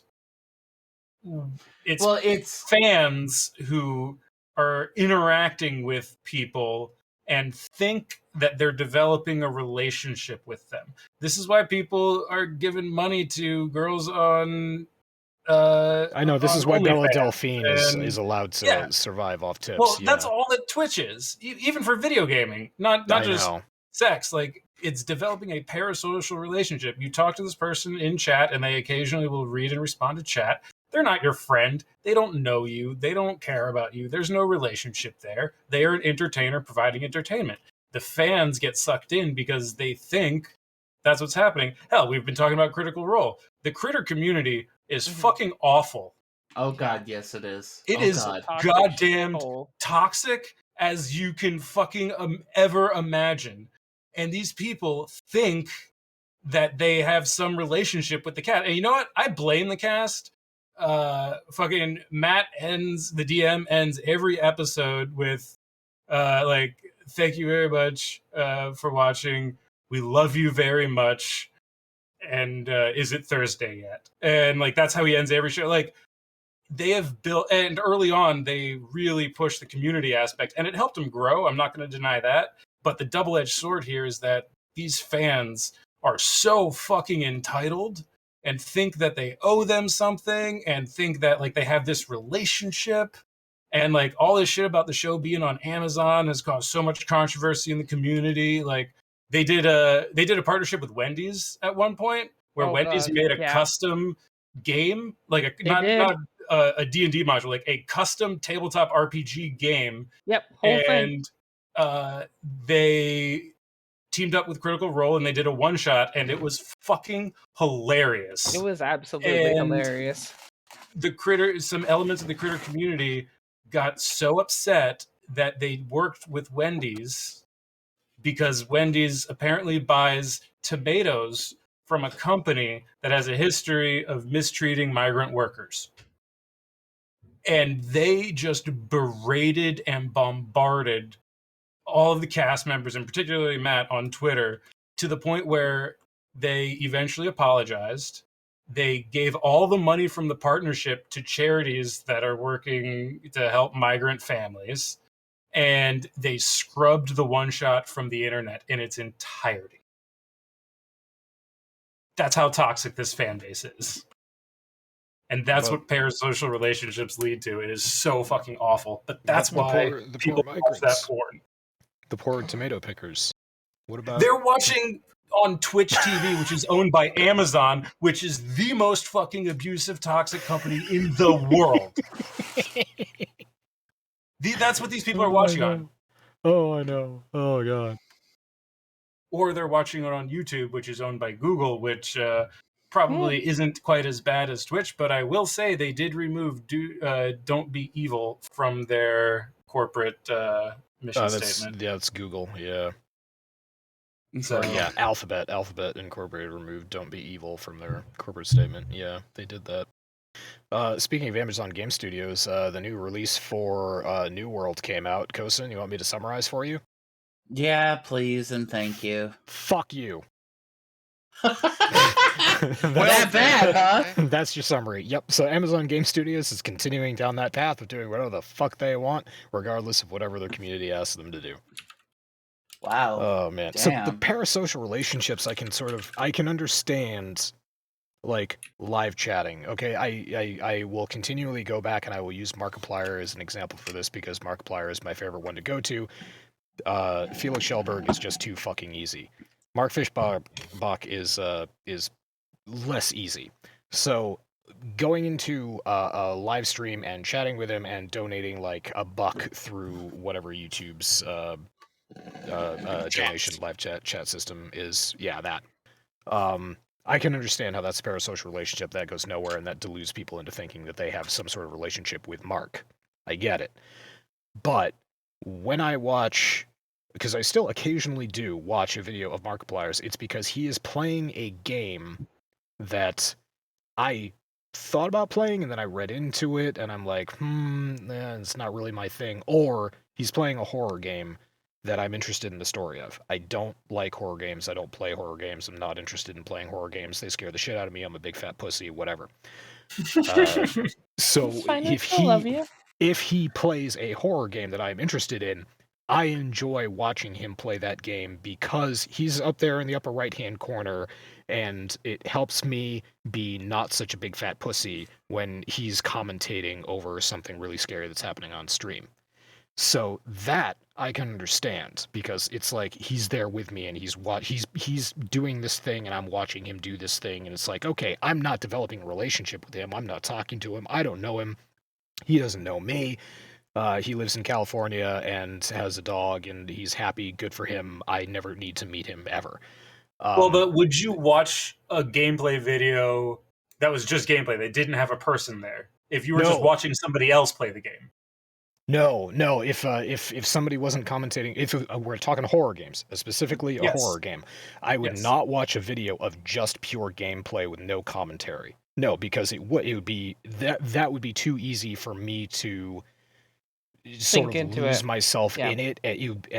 Having the same sensation as if I were playing the game myself, but worse than that, I have no control over it, so I can't like look away. I can't move the mouse. I can't go into a different room. I'm locked into that gameplay, so that's worse for me. But if it's Mark doing that and he's commentating, it's easier for me. I mean, I would say that is a parasocial relationship. And another one, you said Amazon's doing whatever the fuck it wants and not listening to what the community wants. Who gives a shit? That's how video games were for fucking decades. They made a game the way they wanted to make it, and they released it. Because of social media, people think, and game companies have plenty of cases, encouraged and awarded this parasocial relationship of people thinking that they're, actually friends or in communication with the game studios as, on a person-to-person level when they're just using you as market research.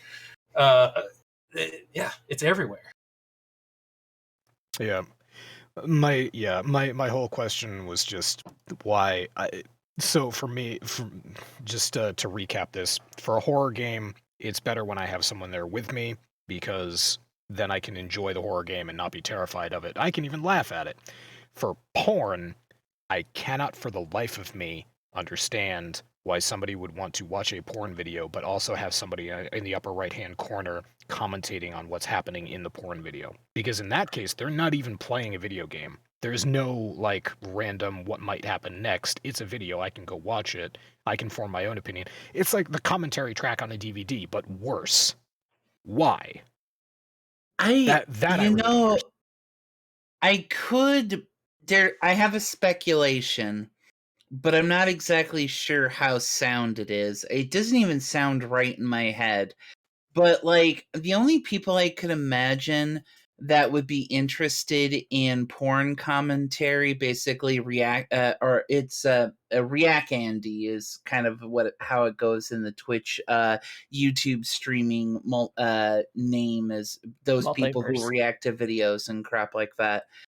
But the idea of that, this person who is reacting to this porn video is obviously turned on and is really into this, thus justifies my own turn on and reaction to this, basically kind of guiding. Yes. Yeah, basically a validation of your basically of whatever it is that gets you going, sort of. Also, just like people jerking off together is nothing new, and you're combining that with elements of online watch party. Mm-hmm. I mean, think about it in regards to Omegle. There's been, group beating off online for the longest time. I mean, that's like the main purpose of Omegle, is just people beating off together. I mean, you gotta imagine some hugely significant percentage of each of all the people on Omegle at any given time are just dudes jerking it. Every once in a while at Omegle, you'll get the glorious interception of two dudes dressed up like young women. Finster and that other dude. They'll see each other and they'll look and they'll be like, "Why you look so fucking ugly, bro?" It's a great video. My favorite is the two dudes who look like they're jerking off, and then like simultaneously they each raise their hands, and one of them is wiping a plate with a towel, and the other one is polishing a shoe. Yeah. That's wholesome. Yeah. But you got to imagine that's like a 1 in 100 moment. How many dicks do you think those guys had to see before they had that moment? You're talking about watching NASCAR. This is watching NASCAR, but with dicks. You're right. You're right. It's 2 hours of watching drivers go in a circle waiting for a crash. Hey. Easy. Hey, Dale's dead. Oh. Hey, whoa. Praise hail, praise Dale, okay? Kiss my ass. I mean, it's so big. Where would you like it? Hey, that was the most interesting part of that race. Oh. Hey, tell me what other part of that race does anybody fucking remember? I remember the total dickhead cameraman who got a reaction shot of his wife in the audience while they were trying to determine whether or not he was alive. Yeah, I remember that. That right there, that is an example of the scum of humanity. Pretty Just much. the cameraman who was waiting. The cameraman who may not have even had an angle on her, but rushed to a position with a huge-ass heavy camera, just lugging it, just booking it down some stairs or up some stairs and across a row just so he could get an angle on Dale Earnhardt's wife. Yeah, No, they knew where she was right there is ahead scum. of time. No, they knew where she was ahead of time. That's how sports events work. They know where the VIPs in the audience are, and a director chose to go to that camera. Don't blame the camera guy. Camera guy is just a union dude doing a job. I definitely agree with you on that, Omega. That was the director's call. That was I can't. It's the producer's call because the producer tells the director what to show. Yeah, they found that shot and they were like, and the producer was like, "Yeah, let's take it." I have to, for consistency's sake here, I have to blame the entire chains. The camera guy, because even if he was doing his job fine, he was the guard at Auschwitz, and then you got the director, and then you got the commandant, and then you got Hitler. Whoa! So what? You just go right up there. I can't. I cannot divide responsibility like that. There are plenty of Nazis during the Nuremberg trials who argued I was just doing my job. That was never a valid response. Ever. The court never accepted that. That's fair. That's completely fair. As a whole, I blame the Fox network because they were the ones who were airing that race. Of course they were. That's fine too. You know, I blame Roger Ailes. I blame Rupert Murdoch. I blame the country of Australia for giving Rupert Murdoch. Wrong Fox.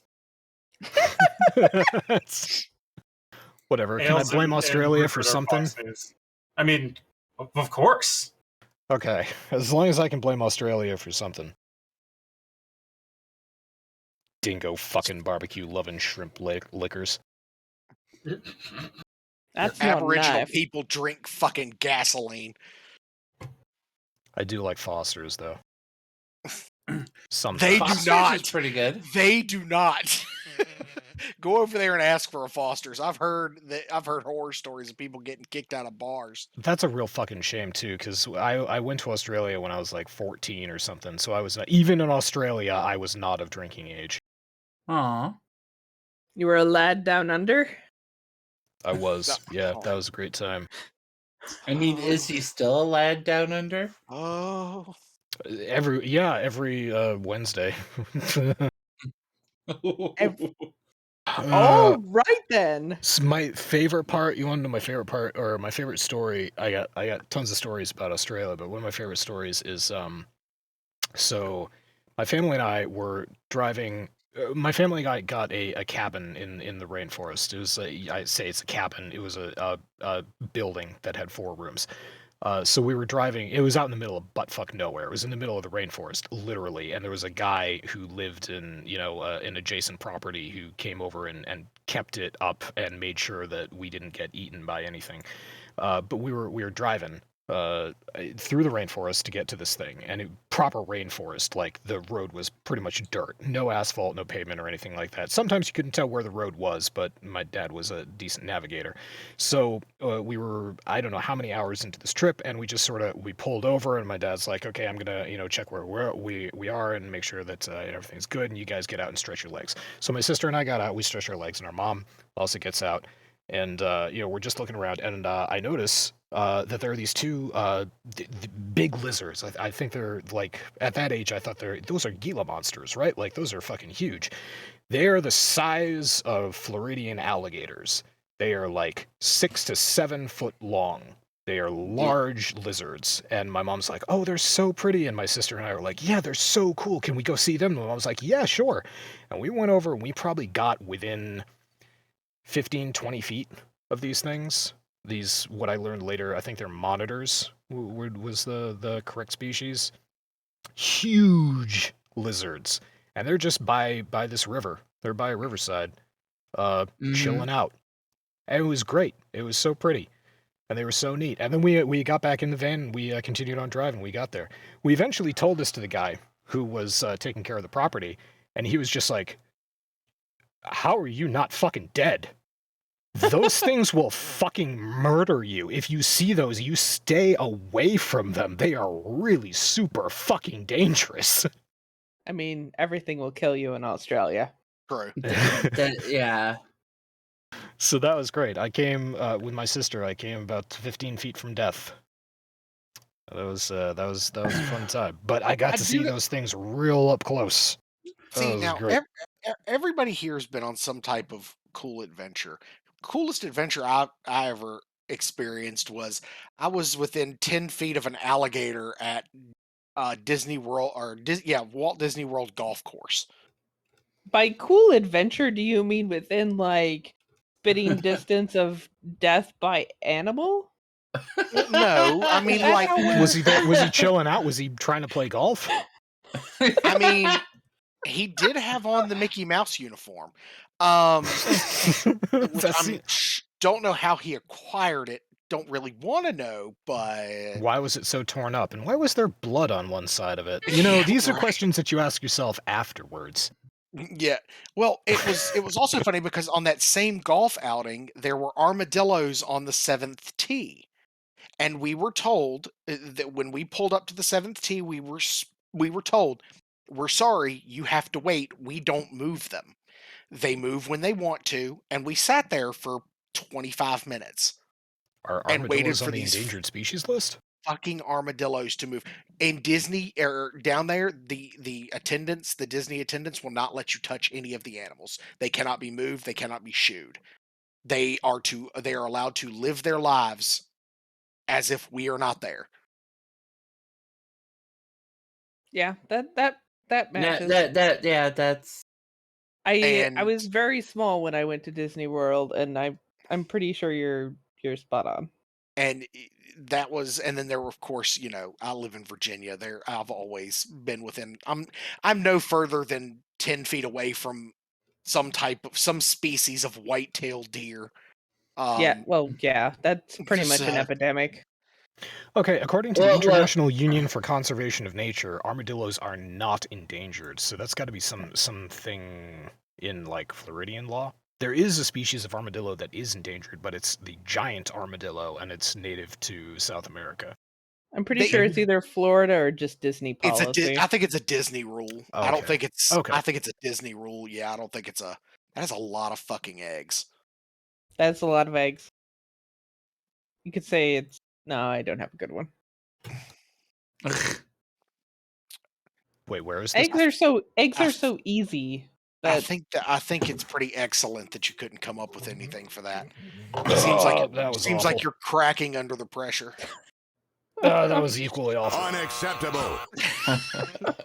Earned it. I'll take it. Oh. Wait, did you post that somewhere? Look at all those chicken fetuses. Masami is currently live streaming her screen of what looks like to be a giant bowl of scrambled eggs. Well, I don't think that's what it's going to be, but you get the idea.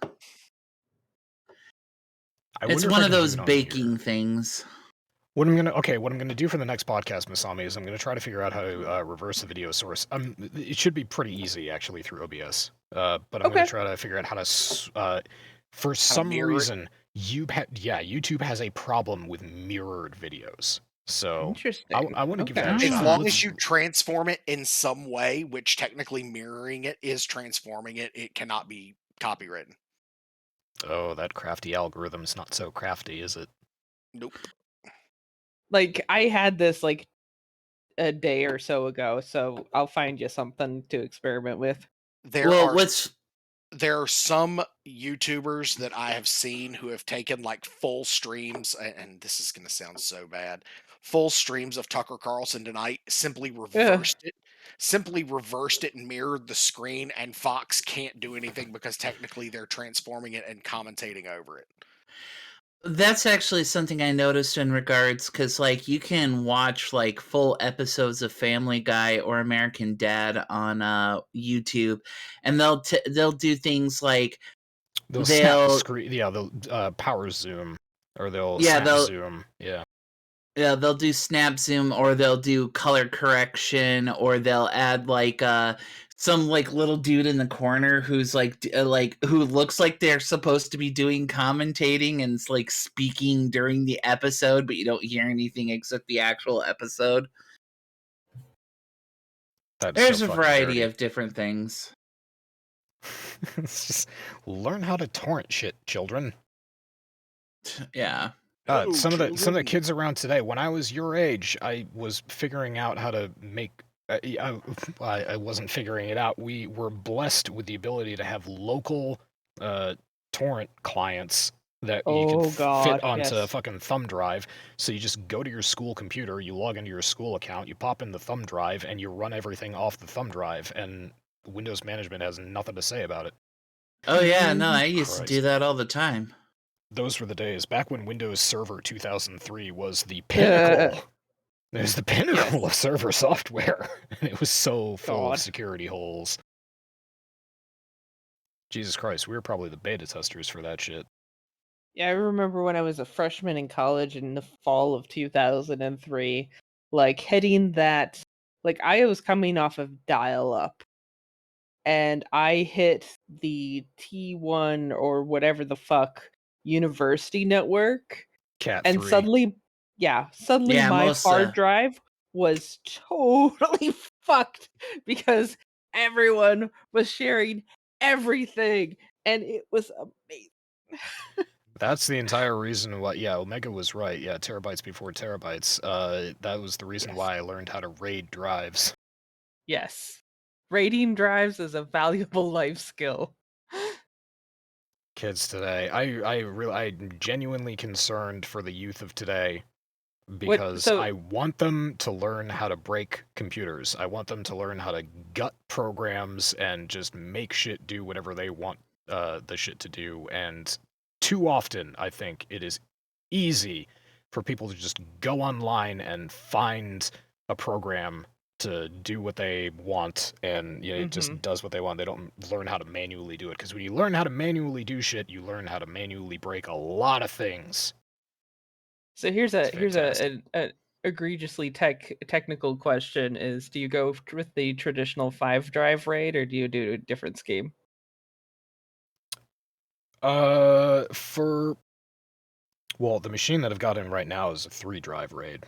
Nice. And those are just my backups, but that's in my tower. That's all localized in my tower. The NAS in the house is 10 drives. Nice. So it's a 10-drive RAID. What, RAID 5? Whichever, whatever. Yeah, the array. So 2 drives actually. 2 drives can go completely batshit, and I can replace them without any data loss. Yep. Nice. But 10 drives is not enough. I'm not satisfied. I want 20. I want 30. I want. Good God! I want over 100 terabytes. I want to go into petabyte range. I want massive amounts of storage space, not just for TV shows and movies, but there is so much porn that I don't have, and you have no idea how it emotionally affects me. Well, we need to get you a server cubby and a whole bunch more drives. And that's the only way you're going to get away with that one. Can you imagine having a server rack in your basement? The U.S. government is flying over Doc's house, and they're going, something is happening there. Because all they see is it's like blue, blue, blue, blue, red and orange. Right over Doc's house. So much cooling. You're going to need cooling. Just the thermal imaging over Doc's house has got to be insane. I got to tell you, if it's anyone that has that problem, it's the FBI. Because I guarantee you that the CIA, the NSA, and the DoD have just noticed, and then they have the ability to just sort of peek, and they were just like, "Oh, it's just porn." He's not a terrorist. He's just a pervert. Yes, he's not. He's not storing state secrets. Just And none of them talk to the FBI, so they're probably watching the FBI freak out over this, laughing their asses off. what is this guy doing? Why does he have so much? Why is there so much porn? Why wouldn't there be? There's somebody sitting in a your FBI agent. His name's probably like, I don't know, Clem or some shit like that because he lives in fucking Quantico, Virginia. I love Clem. But but I was gonna say his name was Quentin. Oh God. God. No, her name is Clarice, and she's wondering why Doc has so much porn. Oh God. They've put Starling on your case, Doc. That's wouldn't that be the most depressing way for her to end her FBI career? She starts off breaking the Hannibal or the Buffalo Bill case. The Buffalo Bill case. And she, gains fame for being kidnapped by Hannibal Lecter, and then she almost gets him, but he gets away at the end. And then she goes back to desk duty, and then finally she lands on surveillance duty, where she's just watching me look at step incest porn on YouTube or on Pornhub, and categorizing whatever site rips I can get my hands on. Yeah, that would be so fucking depressing. The end of a stellar career for Jodie Foster. Oh, God. And Julianne Moore. I'm sure it was love on first contact. I love those movies. Those are great. I actually rewatched Red Dragon and Hannibal recently, and I hadn't realized Red Dragon was a big fucking deal. It was. I might have already talked about this. That is actually a remake of the original movie Tooth Manhunter. Fairy. Oh yeah, Manhunter. You're right. It was called Manhunter. Yeah. I thought it was called Tooth Fairy, but yeah, it was. Yep, it was Manhunter, and then they did Silence of the Lambs, then Hannibal, then Red Dragon, and yeah, I love all of the Hannibal Lecter series. Just Anthony Hopkins is God. Anthony Hopkins definitely makes it. Yeah, the guy that got to play Hannibal Lecter in Manhunter was not on par. I'm trying to find the out guy real who quick. they got to play Hannibal in the TV show. Mad Mickelson? Yes. Yeah, that dude. He did a good job of it. Mad Mickelson does an amazing fucked up bad guy. Like, beautiful. He was great in Doctor Strange. I thought he made a great fucking villain in there. But he just makes a good villain in anything he does. He does. It's very sexy. He was also the villain in the Kojima game that just came out, Death Stranding. Yes, you are correct. He did a fucking excellent job there. Here's the embarrassing part. I sometimes get him mixed up with the guy who played the villain in A Knight's Tale. That dude, because that dude also plays an excellent villain. True. Side point, just a little side tangent here. He's also a Shakespearean actor. He appears in the Kenneth Branagh version of Hamlet at the very end. He plays Fortinbras. Yes, you are correct. Does a hell of a good job of it.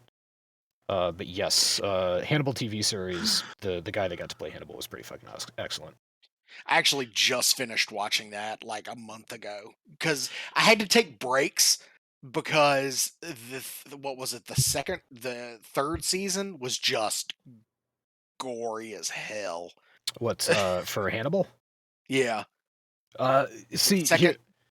I had to stop Hannibal, and I've definitely spoken about this before. I had to stop Hannibal in the third season because, however the showrunners did it, they got full creative control of that show and they turned it into an art house piece. Yes, there's nothing wrong. You said it was art. You said that it got very art housey, is how you described it to me, and I agree. Yeah, there's nothing wrong with that. It's just not the show that I started off watching, and I didn't adapt to it quickly enough, so I might go back and watch that someday. But I wanted to say, okay, Zero, because you brought it up. What I wanted to say was that Topcast, come on, let's go here. Where the fuck is he? Frankie Faison. If you know Frankie Faison, you know him from Silence of the Lambs. He plays Barney. Yes. Frankie is the only person to appear in Manhunter, Silence of the Lambs, Hannibal, and Red Dragon. He's in all of the Hannibal Lecter films. Interesting. Wow. Playing the same character? No, he plays the same character in Silence of the Lambs, Hannibal, and Red Dragon, but in Manhunter he played Lieutenant Fisk. Okay. So he was not Barney. Was Barney even in? I don't think Barney was even a character in Manhunter. Or if he was just unnamed, and they called him assistant or something. But yeah, no, I can't find him. I can't find a character Barney on Manhunter. Yeah, he just played Lieutenant Fisk. You know a movie that I remember from the 90s and was my first exposure to Robert Downey Jr.? U.S. Marshals, which is the sequel to The Fugitive. God. Who remembers that? With Tommy Lee Jones? Yeah, Tommy Lee Jones. I mean, and Cypher from the Matrix. The guy who played Cypher from the Matrix. It was a great cast. But yeah, no, it was a really young Robert Downey Jr. too. You know the movie that introduced me to Robert Downey Jr. was American Graffiti.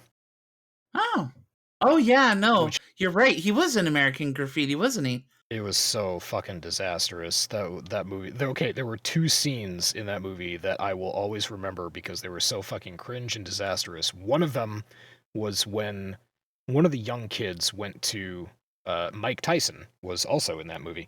One of the young kids went to Mike Tyson. They were trying to ask him advice on, like, what do I got a dude who's like stepping out of line. I mean, I gotta show him that I'm the man. How do I do that? And he's trying. It's so obvious from the direction that this kid is trying to get Mike Tyson, because there was no script for this. It was a heavily improvised movie. Kid was trying to get Mike Tyson to say, "Kill him. Do what you got to do. If you got to kill him, then you kill him." It was so obvious that he was trying to get Mike Tyson to say that. Mike Tyson would not fucking say that. Because I think it was just at the top of his head. He was just like, I'm a real life boxer. I can't say shit like that. They're gonna take it out of context. I'm gonna get Wall Street Journaled, or whatever the equivalent of that was at the time. And he just would not fucking say it. And the second one was Robert Downey Jr. trying to talk to Mike Tyson. Mike Tyson was trying to spend a moment to himself. He was trying to be alone, and Robert Downey Jr. just wouldn't fucking leave him alone. And again, it was obvious from the direction that he was just like, the director just told Robert Downey Jr., try to get a reaction out of Mike. And Robert was just like, are you sure he's not going to fucking murder me? And the director's like, yeah, it's fine. And that was the whole fucking scene. My first introduction to Robert Downey Jr. was actually, I'm not going to say Iron Man, but I'm going to say fucking... What was it, Zodiac? Oh. He was in Zodiac. He played one of the reporters in Zodiac. Oh, the crippled alcoholic. Yes. Yeah. So it was like real life. There you go. Yeah, no, he was method acting. There's also what's the one with Val Kilmer? He's been in a lot. It's basically Val Kilmer, Robert Downey Jr. I know what you're thinking of. Shit. I know Bang is in the title. Kiss Kiss Bang Bang? Yes! Thank you. There we go. Yeah, that movie's fucking genius. Kiss was in the title or Bang was in the title. Yeah, that's one of the two. Is this gonna be good cop or bad cop? It's gonna be shit. Something in New Yorker. I forget the line. I failed that one. Kiss Bang Bang. I just remember that from Demolition Man. That was Kiss Bang Bang was 2005. Oh, this ain't good cop or bad cop. This is fag in New Yorker before it was really bad to say that word. Oh yeah, before you can say that. Mm-hmm. Then of course Val Kilmer has an amazing career himself. I think one of my favorite movies, other than Willow with Val Kilmer, is Thunderheart and The Saint. I actually really like The Saint. Never saw that. Val Kilmer basically plays a expert professional thief It's pretty good. I'd recommend watching it. It also is about a lady who discovers cold fusion and uses it to end a conflict between basically U.S. and Russia. Why would the thing like that happen? I think if I remember correctly, it's a post-Cold, the ending of the Cold War movie. So it was like the 90s, or early mid-90s when it came out.